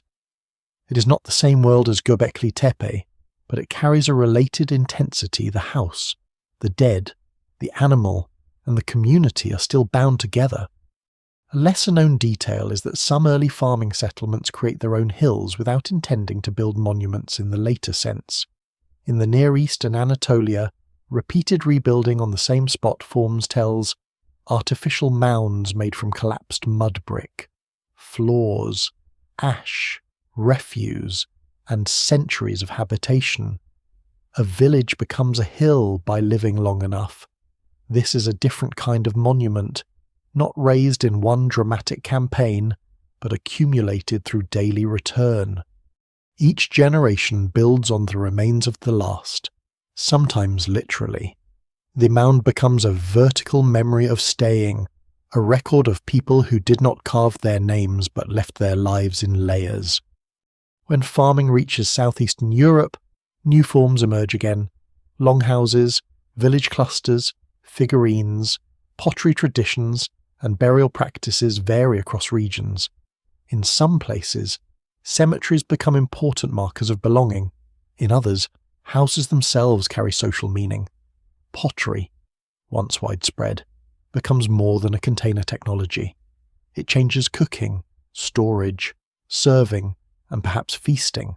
It also gives archaeologists a highly visible trail of style, exchange, and identity. A painted pot or shaped vessel can reveal contact between communities, but it can also mark difference. People use objects not only to survive, but to say who they are. The old builders would have recognized some parts of this expanding world and found others strange. They would recognize the importance of gathering, feasting, animals, stone, ancestry, and place. They might not recognize the growing density of permanent villages or the increasing dependence on fields. They might understand the power of carved animal forms, but be surprised by a world where domestic herds begin to reshape wealth and movement. They might feel continuity in rituals around the dead, yet see a shift from open ceremonial landscapes toward houses, cemeteries, and settlement centres. Their legacy does not survive as a single tradition. It survives as habits transformed beyond easy recognition. By the time farming lifeways spread deep into Europe, the descendants and neighbours of the first farmers are creating new ceremonial landscapes of their own. Some build with timber rather than stone. Some dig ditches and raise banks. Some mark the dead with tombs. Some create causewayed enclosures, long barrows, passage graves, and later megaliths. The connection to the earliest Anatolian builders is not a simple direct line, and it would be misleading to claim that one explains all the others. The evidence remains incomplete, and similar needs can produce similar solutions in different places, but the broader human shift is unmistakable. Across thousands of years, people are learning to make landscapes remember. The builders spread and change because human traditions survive by changing. A ritual that remains fixed may die when its world changes. A ritual that adapts may lose its original meaning but continue under another form. The stone rings of the early hills fade, but the deeper idea moves on. People can gather around constructed places, attach identity to land, bury memory in architecture, and make the dead part of social life. As farming expands, this idea enters new soils. It becomes village mounds, plastered rooms, burial houses, timber circles, stone chambers, and ceremonial paths. Long before pyramids, the ancient builders have already taught humanity a dangerous and beautiful lesson. A place can become larger than the people who made it, and once that happens, history begins to root itself in the ground. By the time great stones begin to rise in other parts of the ancient world, the first builders of southeastern Anatolia are already deep beneath the soil. Their names gone, their ceremonies changed beyond recognition. Yet the human impulse they reveal does not vanish. It travels through time in altered forms, appearing wherever people decide that memory needs weight, that the dead require architecture, that the sky should be watched from a marked place, or that a community must gather around something more durable than a fire. The stone rings before agriculture do not directly explain every later megalith, and scholars would rightly be cautious about drawing a straight line from Göbekli Tepe to Stonehenge, from Anatolian pillars to Atlantic tombs, or from early ritual enclosures to the ceremonial landscapes of distant islands. The evidence remains incomplete, but across thousands of years, one broad pattern keeps returning. Human beings learn to make stone speak for groups larger than any single life. In Western Europe, long after farming has spread from the Near East and transformed local societies, communities begin building chamber tombs, long barrows, passage graves, stone circles, alignments, and great earthworks. These places belong to different times, different peoples, and different beliefs, but they share a fascination with permanence. A chamber tomb is not merely a grave, it is a constructed memory space. The dead are placed inside stone, sometimes collectively, sometimes over generations, and the living return to the same structure again and again. Bones may be moved, sorted, rearranged, or revisited. Ancestors become part of the landscape, not as vague memory but as material presence. A tomb on a ridge or near a route can declare that a community belongs to this land because its dead are literally built into it. This is where a distant echo of the older builders can be felt without claiming direct inheritance. The people who raised Göbekli Tepe's pillars may not have passed a blueprint across millennia to the builders of passage graves in Ireland or stone circles in Britain, but they helped reveal a possibility that later societies discovered in their own ways. Architecture can turn social memory into place. In the early Near East, carved enclosures gather communities around wild animals. Faceless forms, feasting, and ritual. In Neolithic Europe, megalithic tombs gather communities around ancestors, seasonal return, and the rights of the living to occupy land. The symbols differ, but the deeper grammar is related. Stone makes memory difficult to ignore. Consider the passage tombs of Atlantic Europe, where narrow corridors lead into chambers hidden beneath mounds of earth and stone. Some are aligned with solar events, so that light enters at a particular moment in the year. The most famous examples are much later than the Anatolian enclosures, but they show the same ability to combine engineering, belief, and communal labour.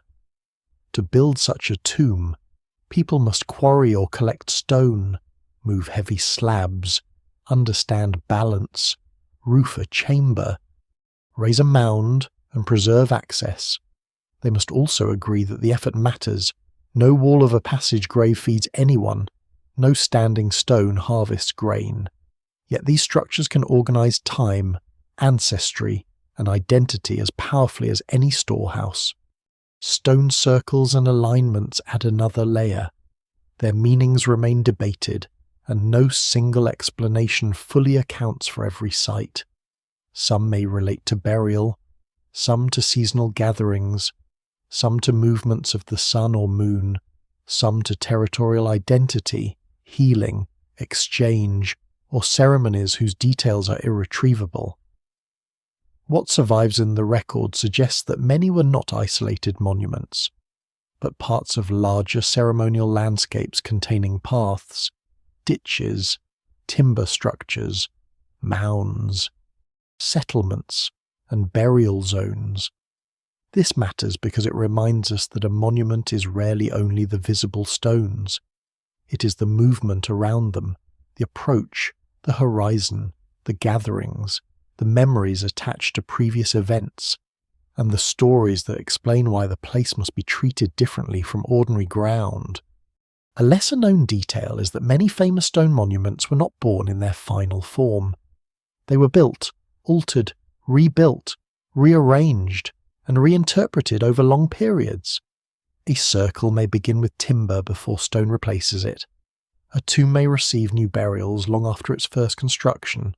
A ceremonial site may shift from one focus to another as generations change. This is important because modern viewers often see ancient monuments as frozen masterpieces, when they were often living places, revised by people who inherited them. The same is true of the earlier Anatolian sites, where enclosures were modified, filled, and replaced. Ancient builders did not always preserve the past as modern museums try to do. Sometimes they honoured it by covering it, changing it, or building over it. In the Mediterranean and Near East, monumentality also takes other paths. Mud brick platforms, tower-like structures, communal buildings, temples, tombs, and walled settlements gradually appear as societies grow larger and more stratified. In Malta, much later temple complexes rise from massive stone blocks, creating enclosed ritual spaces unlike anything in Egypt or Mesopotamia. In the Levant and Mesopotamia, ceremonial architecture becomes increasingly tied to settled communities, storage, leadership, and eventually urban institutions. In Egypt, the long tradition of burial, ancestor veneration, sacred landscape, and elite display will eventually produce mastabas, then pyramids. These developments are separated by time, geography, and social structure, but all belong to the expanding human habit of making authority visible through built form. The danger is to compress this into one simple origin story. History rarely behaves so neatly. Monument building can emerge independently when communities face similar problems: how to remember the dead, gather scattered groups, mark seasonal time, display cooperation, claim land, or create awe. A large stone is useful for these purposes because it resists decay. It outlasts wood, skin, baskets, and bodies. It gives the illusion of permanence, though even stone erodes, falls, cracks, and can be forgotten beneath grass. The first builders before the pyramids are important not because every later monument descends directly from them, but because they prove that monumental imagination is older than kings. People did not need a state to think in stone. This realization changes the way later ancient monuments appear. The pyramids are no longer the beginning of human ambition, only one spectacular expression of a much older impulse. Stonehenge is no longer an isolated wonder of mysterious genius, but part of a broad human story in which communities across the world repeatedly turn landscapes into memory systems. Chamber tombs, stone circles, temple platforms, sacred mounds, and ceremonial roads all show that human beings cannot live by food alone. They also require shared time, shared dead, shared signs, and places where the invisible bonds of society become visible. The builders who disappeared before the pyramids are therefore not lost because they failed to leave a legacy. They are lost because their legacy became too deep to carry their names. It passed into habits so fundamental that later civilizations forgot they had ever been invented. Gather the people, mark the place, feed the workers, honor the dead, watch the sky, return when the season turns, build something that will still be there after the builders are gone. From the buried hills of Anatolia to the stone chambers of Atlantic Europe, from village mounds to ceremonial roads, the ancient world keeps repeating this lesson in different languages of earth and stone. The first disappearances do not come with a single night of fire, or a final procession leaving the hill forever, or a last builder turning back to see the pillars sink into shadow. They come more slowly, through changes so gradual that the people living through them may not have understood anything was ending. A gathering becomes smaller, A ceremony is held closer to the village. A carved form is no longer renewed. A path up to an old enclosure grows less worn. Children hear fewer stories about why the stones stand where they do. A place that once pulled communities from far valleys becomes a place visited by fewer people, then by almost no one. The stones remain, but the world that made them necessary begins to move elsewhere. This is one of the hardest forms of disappearance to recognize, because it does not always mean death. The ancient builders may not have been wiped out. Their descendants may have continued living in nearby settlements, speaking languages whose sounds are unrecoverable, marrying, planting, herding, burying their dead, and carrying fragments of older belief into new routines. A people can survive while a tradition dies. A ritual can vanish while its symbols are absorbed into households, burials, village ceremonies, or myths that later leave no written trace. What survives in the record suggests that the disappearance of early monumental building was often transformation rather than annihilation. At Göbekli Tepe, the deliberate filling of some enclosures remains one of the most striking clues. These spaces were not merely left open to weather until they crumbled. They were packed with limestone rubble, stone tools, animal bones, soil, and debris, sealing the great pillars inside artificial layers.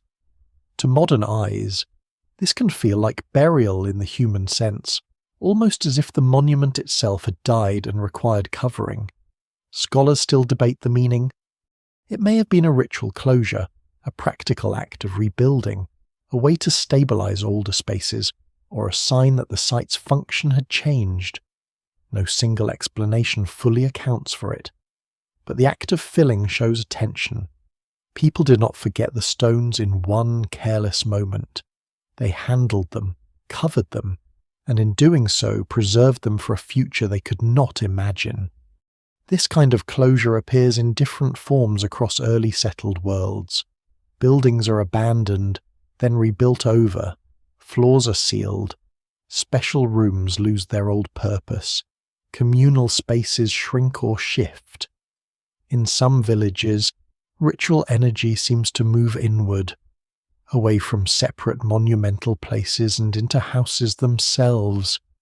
Burials beneath floors, plastered skulls, decorated interiors, and household platforms suggest that ancestry and sacred attention become increasingly tied to domestic life. The dead are no longer only part of a wider landscape of gathering. They may become part of the house, the lineage, the daily rhythm of living people. The old hilltop enclosure, open to many groups, may lose power as the household and village gain it. A lesser known but important detail is that early Neolithic communities often rebuilt in place with astonishing persistence. A house might be demolished, filled, levelled, and rebuilt on nearly the same footprint. Over generations, this creates continuity without preserving the original structure intact. The past is not displayed. It is buried under the next version of the life. This habit reveals a different attitude toward memory. Modern people often imagine preservation as leaving something untouched, but ancient communities may have treated rebuilding as the proper way to continue.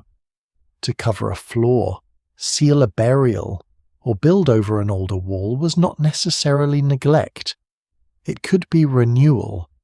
It could also make older forms disappear beneath the needs of the present. As agriculture deepens, social life becomes heavier and more local.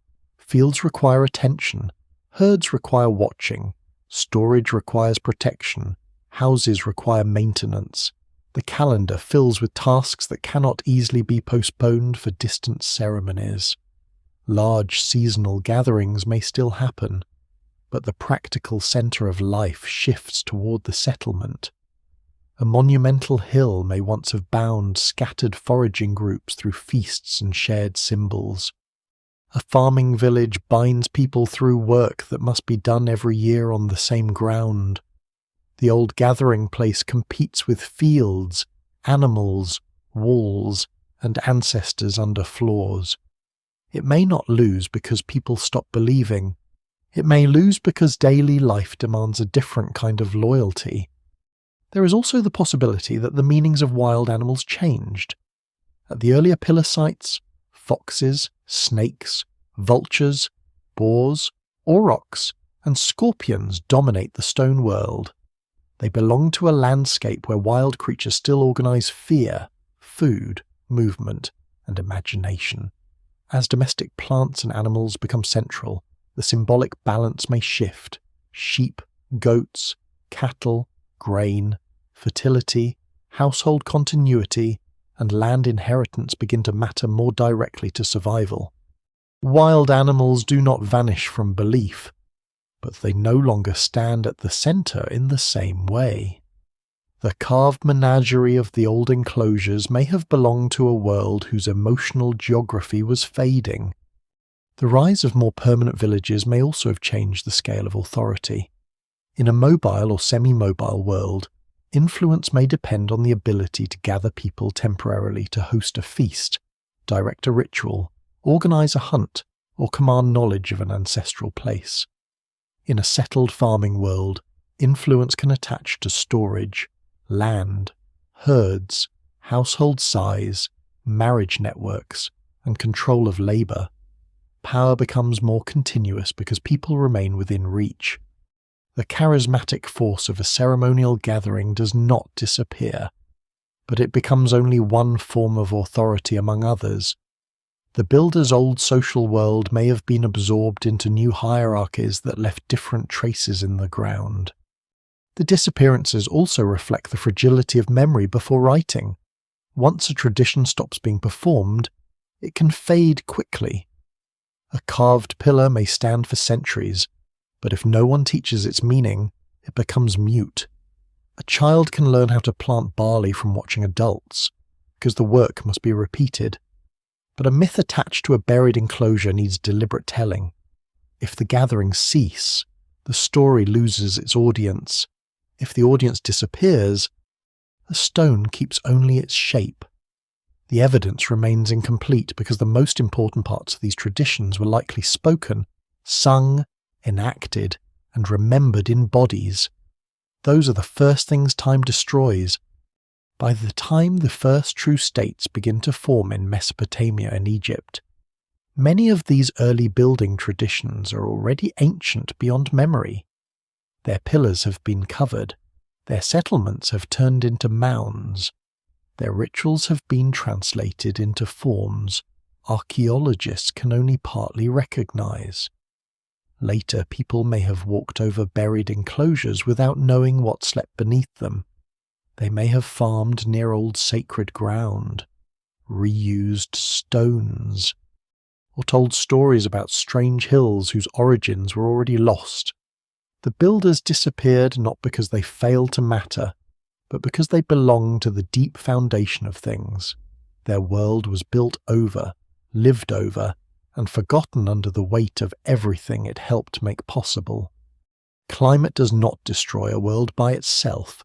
It leans on weak places, tightens existing pressures, and turns ordinary problems into crises. By the time early settled communities have spread across much of the Near East and beyond, people are living with new strengths and new vulnerabilities. Villages hold more food than a mobile camp can carry. They also hold more mouths. Fields make harvests more predictable in good years, but they make failure more concentrated when rain does not come. Herds create living wealth, but they also need pasture and water. Houses protect families, yet they anchor them to ground that may stop answering. The ancient builders disappear into this harder world, where the very innovations that made settlement powerful also make settlement fragile. The post-Ice Age climate is not a smooth path toward warmth and abundance. It shifts, pulses, dries, recovers, and shifts again. Communities that depend on wild resources can respond to stress by moving, changing targets, and widening their range. Though even that has limits, farming villages have a different problem. Their labour is sunk into fields, walls, storage pits, houses, paths, and graves. A dry year is no longer only a difficult season. It can threaten the entire logic of staying. If rainfall fails at the wrong time, grain withers. If pasture shrinks, animals weaken. If springs decline, people crowd around fewer water sources. Scholars still debate the precise effects of individual climate events on particular settlements. But the broader pattern is clear: climate stress becomes more dangerous when people have more to lose by moving. Crowding adds another layer. Larger villages can do extraordinary things. They can organize labor, share tools, exchange knowledge, raise children in wider networks, and support specialists or ritual leaders. But they also concentrate waste, smoke, parasites, rodents, and infection. A small mobile group leaves much of its refuse behind as it moves through the landscape. A village lives beside its own accumulation. Food scraps, animal dung, ash, broken tools, damp storage. And human waste become part of the environment. Dogs, mice, insects, and other scavengers thrive around settled life. This is one of the less romantic truths of early civilization before cities become impressive. Settlements become dirty. Disease does not need streets, sewers, and armies to find opportunity. It only needs bodies close together, repeated contact, shared water, stored food, and animals living near people. The full history of epidemic disease belongs to later, larger populations, but the roots of vulnerability reach deep into the Neolithic. Herds bring humans into intimate contact with animal bodies, blood, milk, dung, parasites, and pathogens. Grain storage attracts pests. Crowded houses and smoke-filled interiors can stress lungs and immune systems. The evidence remains incomplete, and it would be too simple to imagine every early village as unhealthy in the same way. But settlement clearly changes the ecology of illness. The village protects and exposes at the same time. Resource pressure can be even more subtle. Farming may increase food supply, but population can grow until the margin of security shrinks again. More children survive, more fields are needed, more fuel is cut, more animals graze nearby slopes, and more hands depend on the next harvest. Hillsides can lose vegetation. Soil can become tired or eroded. Wood near settlements may become scarce, forcing longer trips for fuel and construction material. Wild animals may retreat from heavily used zones. The environment does not collapse everywhere at once, but local pressure accumulates. What begins as success creates demands that success must keep feeding. Social tension grows inside this pressure. Stored food is a promise, but also a temptation. Herds are wealth, but also targets. Fields represent labor, but also boundaries. A family with larger stores can survive a lean year better than a family with less. A household with more animals can recover faster after hardship. People who organize feasts or control ritual knowledge may convert generosity into influence. Over generations, difference can harden into inequality, though the pace and form vary widely. No single explanation fully accounts for the emergence of hierarchy, but early settled life gives hierarchy more things to use: land, grain, animals, houses, ancestors, and obligations. Conflict need not look like organized war to be destructive. It may appear as raiding, revenge, exclusion, theft, broken alliances, or pressure on neighboring groups. A village under stress may not burn, it may shrink. Families may leave quietly. Marriages may link people to safer places. Herding groups may move farther. Farmers may shift fields. A settlement may be abandoned for a generation and later reoccupied by people who remember it differently, or not at all. Archaeology often sees the result as a layer of abandonment, a change in pottery, a gap in occupation, or new burial practices. the human experience behind those traces would have been far more immediate empty storage, failed rain, sick children, tense neighbours, and the decision to leave ground where ancestors had been buried. Migration becomes one answer, but migration is never simple. Moving means entering landscapes already known by others, carrying seeds into unfamiliar soils, driving animals through uncertain pastures, and negotiating or fighting for access to water and land. It also means memory travels. People leaving an old village may carry stories, rituals, tools, and building habits into new regions, where they mix with local traditions. Disappearance in one place can become beginning somewhere else. The builder's world weakens, but pieces of it move outward, altered by necessity. There is a quiet irony here. The early monumental builders may have helped create the social habits that allowed larger communities to form, gathering, shared labour, feasting, symbolic authority, attachment to place. But as communities become larger, those same habits face pressures they were never designed to solve completely. A stone ring can gather people for a season. It cannot guarantee rain. A feast can renew alliance. It cannot prevent every stored harvest from becoming unequal. A ritual can bind memory to land. It cannot make crowded life harmless. The old tools of belonging remain powerful, but the world around them grows more complicated. This is how collapse often begins in deep history, not as a clean ending, but as a mismatch between inherited ways of living and new pressures that exceed them. Some communities adapt by changing crops, shifting settlement, intensifying herding, building new alliances, or transforming ritual life. Others fade from the record. Their walls melt back into earth, their fields grow wild, their paths disappear. Their children's children may live elsewhere under customs that no longer remember the old stone places. The ancient builders who once raised pillars before the pyramids do not vanish, because one disaster sweeps them away.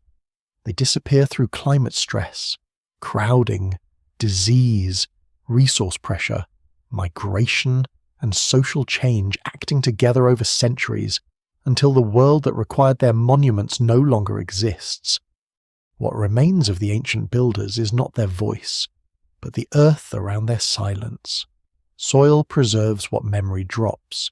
It keeps ash where a fire burned, bones where a feast ended, seeds where food was processed, stone chips where a pillar was shaped, and floors where feet passed so often that the surface hardened under daily life. The people themselves disappear almost completely, yet their world survives in fragments dense enough to resist forgetting. Archaeology begins with this humility. It does not recover the past whole. It listens to what is left after weather, decay, roots, erosion, later building, and human forgetting have done their work. At a site like Göbekli Tepe, the most dramatic survivors are the pillars, but the quieter evidence may be just as important. The fill placed inside the enclosures contains limestone rubble, flint tools, animal bones, and debris from repeated human activity. To an untrained eye, such fill may look like dirt and stone. To archaeologists, it is a packed archive. Each bone can reveal species, age, butchery marks, burning, and patterns of consumption. Each flint blade can show how tools were made and used. Each layer can suggest whether a space was filled quickly, gradually, deliberately, or through repeated episodes. Scholars still debate the full meaning of the filling, but the material itself shows that these monuments were embedded in work, food, and ritual action. Animal bones offer some of the strongest clues. At early monumental sites, many remains come from wild animals rather than domesticated herds. Gazelle, wild cattle, boar, wild sheep, birds, and other species appear in quantities that suggest hunting and large-scale consumption. The bones can carry cut marks from stone tools, impact scars from marrow extraction, burning from cooking, and age profiles that hint at hunting strategies. A pile of bone is not just a pile of meals. It can reveal seasonality, landscape use, group size, feasting, and the relationship between people and animals at the edge of domestication. The evidence remains incomplete, because bones preserve unevenly, and excavated areas are always only part of a larger site. But the pattern shows a society still deeply engaged with the wild. Plants are more elusive because they burn, rot, and vanish easily unless conditions favour preservation. Yet charred seeds, phytoliths, starch grains, and pollen can survive long enough to tell their own thin story. They reveal which plants were gathered, processed, stored, or eventually cultivated. Pollen trapped in sediments can show changes in vegetation around settlements, while microscopic plant remains caught on tools can suggest what those tools touched. A lesser-known detail is that some of the most important evidence for early food practices is nearly invisible without laboratory work. A grinding stone may look mute in the ground, but under analysis it may hold traces of cereals, legumes, or other plants that once passed across its surface. The great shift toward farming is therefore preserved not only in fields, but in microscopic dust clinging to stone. Settlement layers tell a slower story. In early villages, houses are built, used, repaired, burned, abandoned, filled, and rebuilt. Mud brick collapses into earth that can look unimpressive until carefully excavated. Floors appear as thin, hardened surfaces. Hearths leave ash and reddened soil. Post holes mark vanished timbers. Storage pits interrupt floors. Burials cut through earlier deposits. Over generations, these traces build upward into mounds. Each layer is a sentence in a long text without grammar, and the archaeologist must read it backward from the most recent disturbance to the oldest occupation. Mistakes are possible. Later activity can cut through earlier remains. Rodents can move small objects. Erosion can erase surfaces. No single trench tells the whole truth. Human remains, when found, bring the story closest and make it most fragile.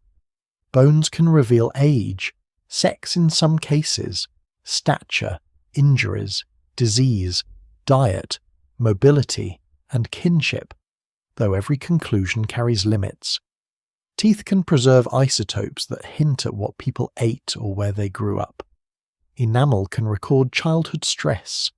Skeletons can show healed fractures, worn joints, infection, or the physical burden of repetitive work. Ancient DNA, when it survives, can reveal ancestry, migration, family relationships, and the mixing of populations. But DNA preservation depends on conditions, and not every person or group is equally represented. What survives in the record suggests broad movements and connections, not the full emotional reality of individuals. Burial practices add another layer of uncertainty.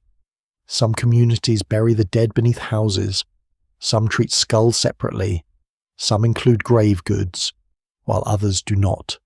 Some bodies are carefully placed, others are disturbed, reopened, or rearranged. These acts are tempting to interpret as beliefs about ancestors, household identity, status, mourning, or ritual power. But caution matters. A burial tells us what was done with a body, not exactly what people believed while doing it. The dead are among the most meaningful traces in archaeology, and also among the easiest to over-explain. Tools preserve habits, flint blades, obsidian pieces, bone points, grinding stones, beads, awls, rare basket fragments, and pigments reveal networks of skill and exchange. Obsidian is especially useful because its geological source can often be identified. A small piece found far from its origin shows that people, objects, or exchange relationships crossed significant distances. Long before formal trade routes, materials moved through social worlds of gift, marriage, travel, alliance, and curiosity. The builders were not isolated hill people staring only at their own ridge. They belonged to connected landscapes. What the earth preserves, then, is not a solved mystery, but a disciplined one. It gives enough evidence to reject the old image of simple people suddenly enlightened by farming, yet not enough to turn the builders into a named civilization with clear myths and institutions. The record shows organized labor, symbolic architecture, feasting, wild animals, early plant management, settled life, long-distance contacts, care for the dead, and eventual transformation. It does not give the words spoken over the stones. It does not give the songs, the fears, the jokes, or the final reason a pillar was buried. That is why these builders remain powerful. They stand at the edge of evidence, close enough to reconstruct in outline and distant enough to resist possession. The earth has preserved their stones, bones, seeds, tools, and layers. It has not preserved certainty. Before the pyramids, before writing, before kings learned to carve victories into walls, human beings had already changed the planet in ways deep enough to survive as soil. Archaeology bends over that soil and finds not a complete answer, but a human presence that refuses to vanish entirely. Before kings can command stone, people must first learn that stone can command people. That is the older lesson hidden beneath the pyramids. Egypt's great monuments do not rise from a blank human past. They rise from a world already transformed by thousands of years of settlement, farming, ritual gathering, burial practice, labor organization, and belief in places that outlive the living. By the time pharaohs appear beside the Nile, humanity has already crossed the most difficult thresholds. People have learned to stay in one place, store food, inherit land, honor ancestors, manage animals, coordinate work beyond the household, and accept that some structures are worth building even when they demand more labor than daily survival seems to require. The contrast is still enormous. The pyramid builders live in a state. They are part of a kingdom with officials, scribes, tax systems, agricultural calendars, royal ideology, and centralized command. Their world can count grain, assign workers, move supplies by river, and attach a king's eternal life to the stability of the cosmos.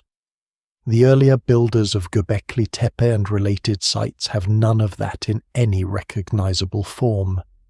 They leave no royal names, no written orders, no administrative seals, no bureaucratic lists of rations. Their authority, whatever it was, seems to have worked through gathering, ritual knowledge, kinship, feasting, shared memory, and the emotional gravity of place. Scholars still debate how organized their societies were, but the evidence does not require kings. That is precisely why they matter. The first states of Mesopotamia and Egypt inherit solutions to problems that began much earlier. How does a community make people work together on something larger than a house? How does it feed workers while they work? How does it persuade them that the effort has meaning? How does it turn a specific place into a center? How does it use architecture to make invisible ideas visible? The earliest builders do not answer these questions with writing or law. They answer with stone rings, special buildings, feasts, burials, and repeated return. Later states make the answers more formal, more hierarchical, and far more powerful. But the roots of the behavior are older than the institutions that eventually control it. The Nile Valley gives this older story a new setting. Egypt's civilization grows from the rhythm of the river, whose annual flood lays fertile silt across the fields and ties communities to a calendar of planting, harvest, and renewal. Villages become chiefdoms. Chiefdoms become kingdoms. And the dead of powerful people receive increasingly elaborate tombs. Before pyramids, there are graves in the desert, then larger elite burials, then mastabas, then the stepped form of Djoser's pyramid, and eventually the smooth-sided pyramids of the Old Kingdom. This development is not sudden, and no single explanation fully accounts for it. It combines political unification, religious belief, agricultural surplus, craft specialization, stoneworking skill, and the ability of rulers to turn labor into sacred duty. Yet beneath the royal scale lies something deeply familiar from the older world. The pyramid is a tomb, a ritual machine, a mountain of memory, and a claim that one person's death matters to the order of the world. The earlier builders may not have built for kings, and their monuments may not have been tombs in the Egyptian sense. But they also understood that architecture can connect the living, the dead, the landscape, and forces beyond ordinary life. They too gathered labour around meanings that cannot be reduced to food. They too placed human effort into durable form. They too made certain places different from all other places. Mesopotamia offers another path. There, in the great river plains of the Tigris and Euphrates, villages grow into towns and cities, temples become economic centres, irrigation reshapes land, and writing eventually emerges partly from the need to track goods, labour, offerings, and obligations. The ziggurat, rising in stepped platforms above the city, is very different from a prehistoric stone circle, yet it belongs to the same long human movement toward constructed centres. A city needs more than houses. It needs a focus, a place where authority, belief, storage, and community identity meet. In Mesopotamia, that focus is increasingly tied to temples and gods served by institutions. In the earlier hills, it may have been tied to gatherings, animals, ancestors, and powers we can no longer name. The form changes. The need for a centre remains. A lesser-known continuity lies in the management of labour through food. The pyramid work crews of Egypt and the temple labourers of Mesopotamia did not live on inspiration alone. They required bread, beer, meat, onions, fish, grain, and organised supply. Long before that, the people who raised early pillars also had to feed workers and participants, likely through hunting, gathering, storage, and feasting. The scale is different, but the principle is ancient. Monumental architecture is never only about stone, it is about calories transformed into meaning. Every block, pillar, wall, platform, or tomb contains the hidden labour of those who harvested, cooked, carried water, repaired tools, tended children, and kept workers alive. Writing changes everything, because it allows later societies to remember selectively and loudly. A king can carve his name, a temple can record offerings, a scribe can count rations, a dynasty can claim divine favour. The older builders had no such protection against forgetting.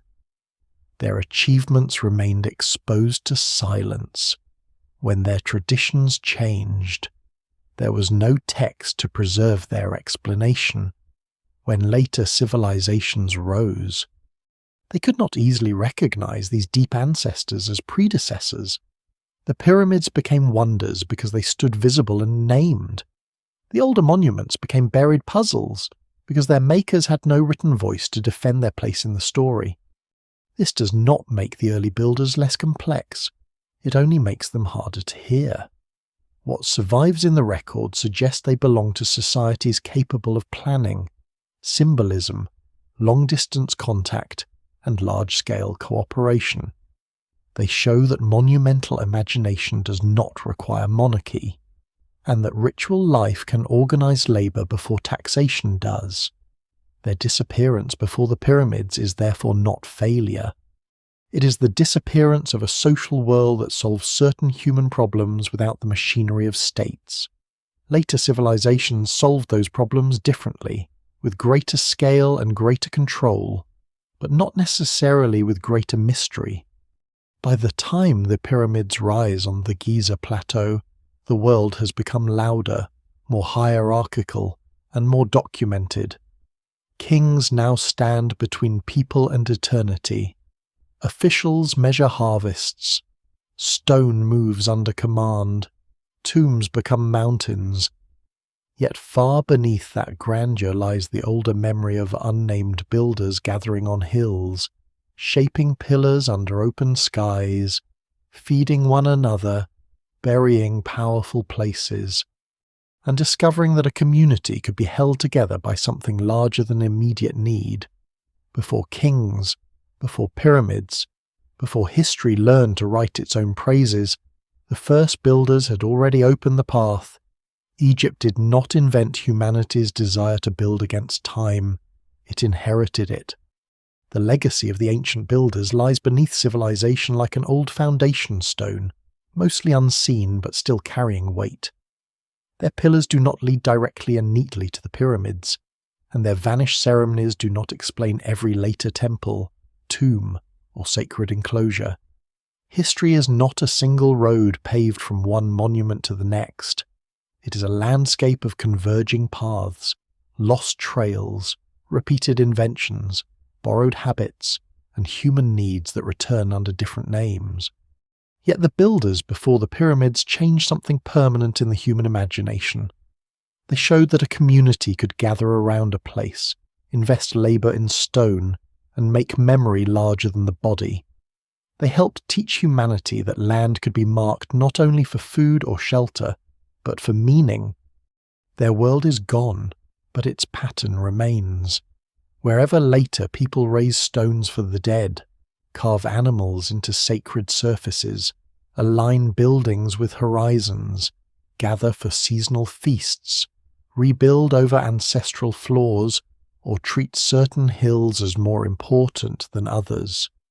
The same deep human impulse is at work. The impulse is not simply religious, not simply political, not simply practical. It is the need to bind fragile human lives to something that seems able to last. A person dies.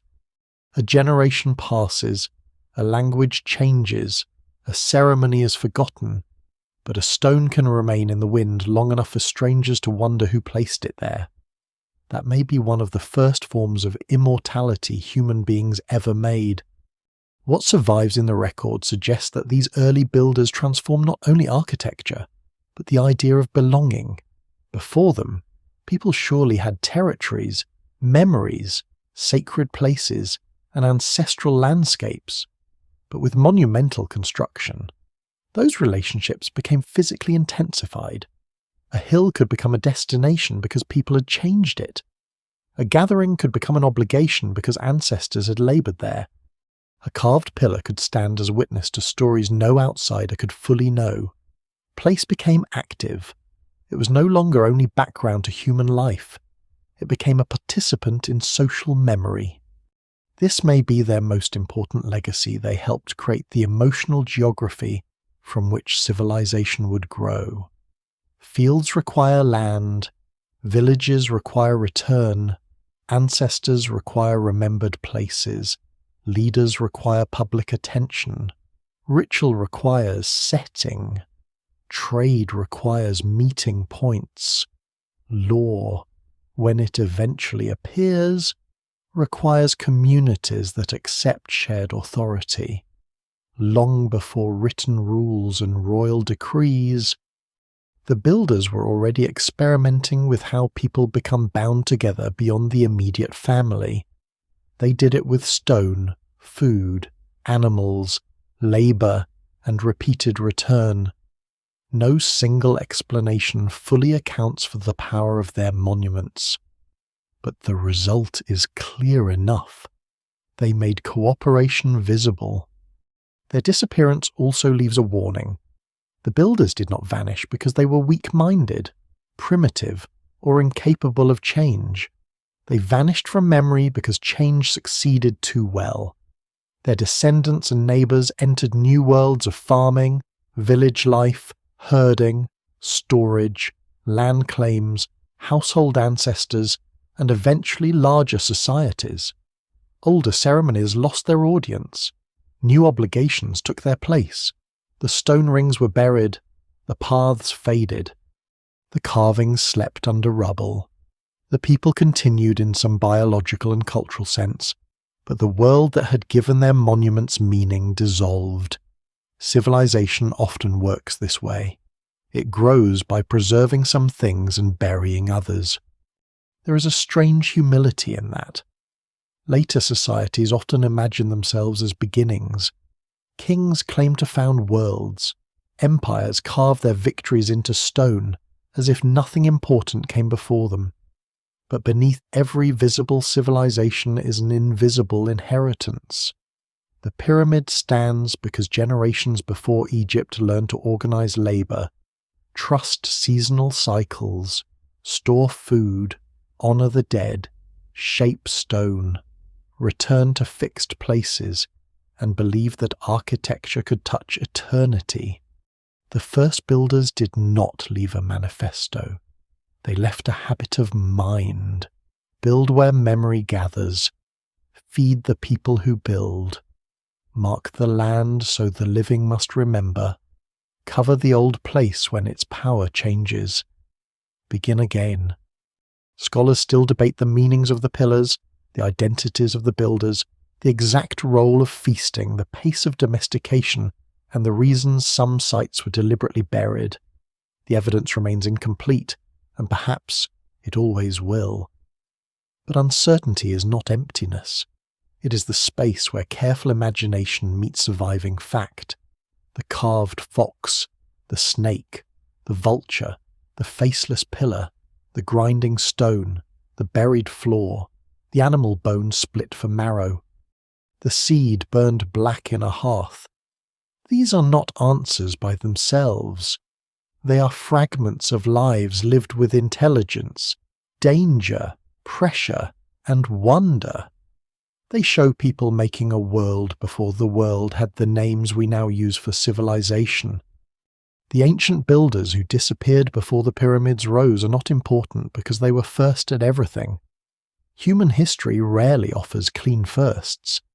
They matter because they stand at one of the great thresholds after the Ice Age, before the city, after wandering, before empire, after wild abundance, before the disciplined field, after memory in stories, before memory in writing. They belong to the moment when humanity begins to fasten itself to place with a new seriousness. The ground becomes inherited. The dead become neighbours. Labour becomes communal. Stone becomes a language without words. And when the pyramids finally rise thousands of years later, gleaming over the Nile's western desert, they are not the first announcement of human ambition. They are an echo made enormous. Beneath them, far back in time, stand the buried enclosures of people who had no pharaoh, no script, no empire, and no promise that anyone would remember them. They built anyway. They gathered anyway. They carved animals into stone and raised silent figures under the open sky. Then their world changed, and they disappeared into the foundations of everything that followed. In the end, the story of these builders slows into the landscape itself. A hill under dry grass, a buried pillar waiting in darkness, a scatter of bones pressed into soil, a floor so old that the feet that crossed it belong to no name, no legend, no surviving people anyone can point to with certainty. Time does not always erase by destruction. Sometimes it erases by covering, by transforming, by letting one human world become the ground on which another world stands. The ancient builders before the pyramids remind us that civilization is never as sudden as it looks from a distance. The great monuments that survive in sunlight are only the upper stones of a much deeper structure. Beneath them are experiments, forgotten villages, abandoned rituals, half-remembered paths, and people who did not know they were preparing the future. They lived for their own reasons. They worked because their communities required it, because their dead mattered, because the hill mattered, because the animals carved in stone meant something powerful enough to gather hands around limestone and make them lift. Their disappearance is not empty. It is woven into the continuing human habit of building against time. Every civilization believes, for a while, that its walls are solid and its meaning secure. But the oldest stones tell a quieter truth. Meanings shift, ceremonies fade, names vanish first, then languages, then reasons. What remains is often only the shape of effort, a standing stone, a mound, a foundation, a trace of fire, a tool dropped and never recovered. And still, that's enough to feel the presence of the builders, not clearly, not completely, but like a figure glimpsed at the edge of dawn. They belong to the long human struggle to turn fear into ritual, hunger into gathering, labour into memory, and landscape into home. Before pyramids rose, before kings claimed eternity, before writing began its careful defence against forgetting, they had already placed their hope in stone. Now the wind moves over the old hills, the fields change colour with the season, villages rise and fall far away, the pyramids themselves weather slowly beneath the sun, and under the earth, the first builders remain quiet, not gone exactly, but folded into the deep memory of the human story, where every monument begins as a hand against stone, and every civilization begins as a place someone once decided to return to,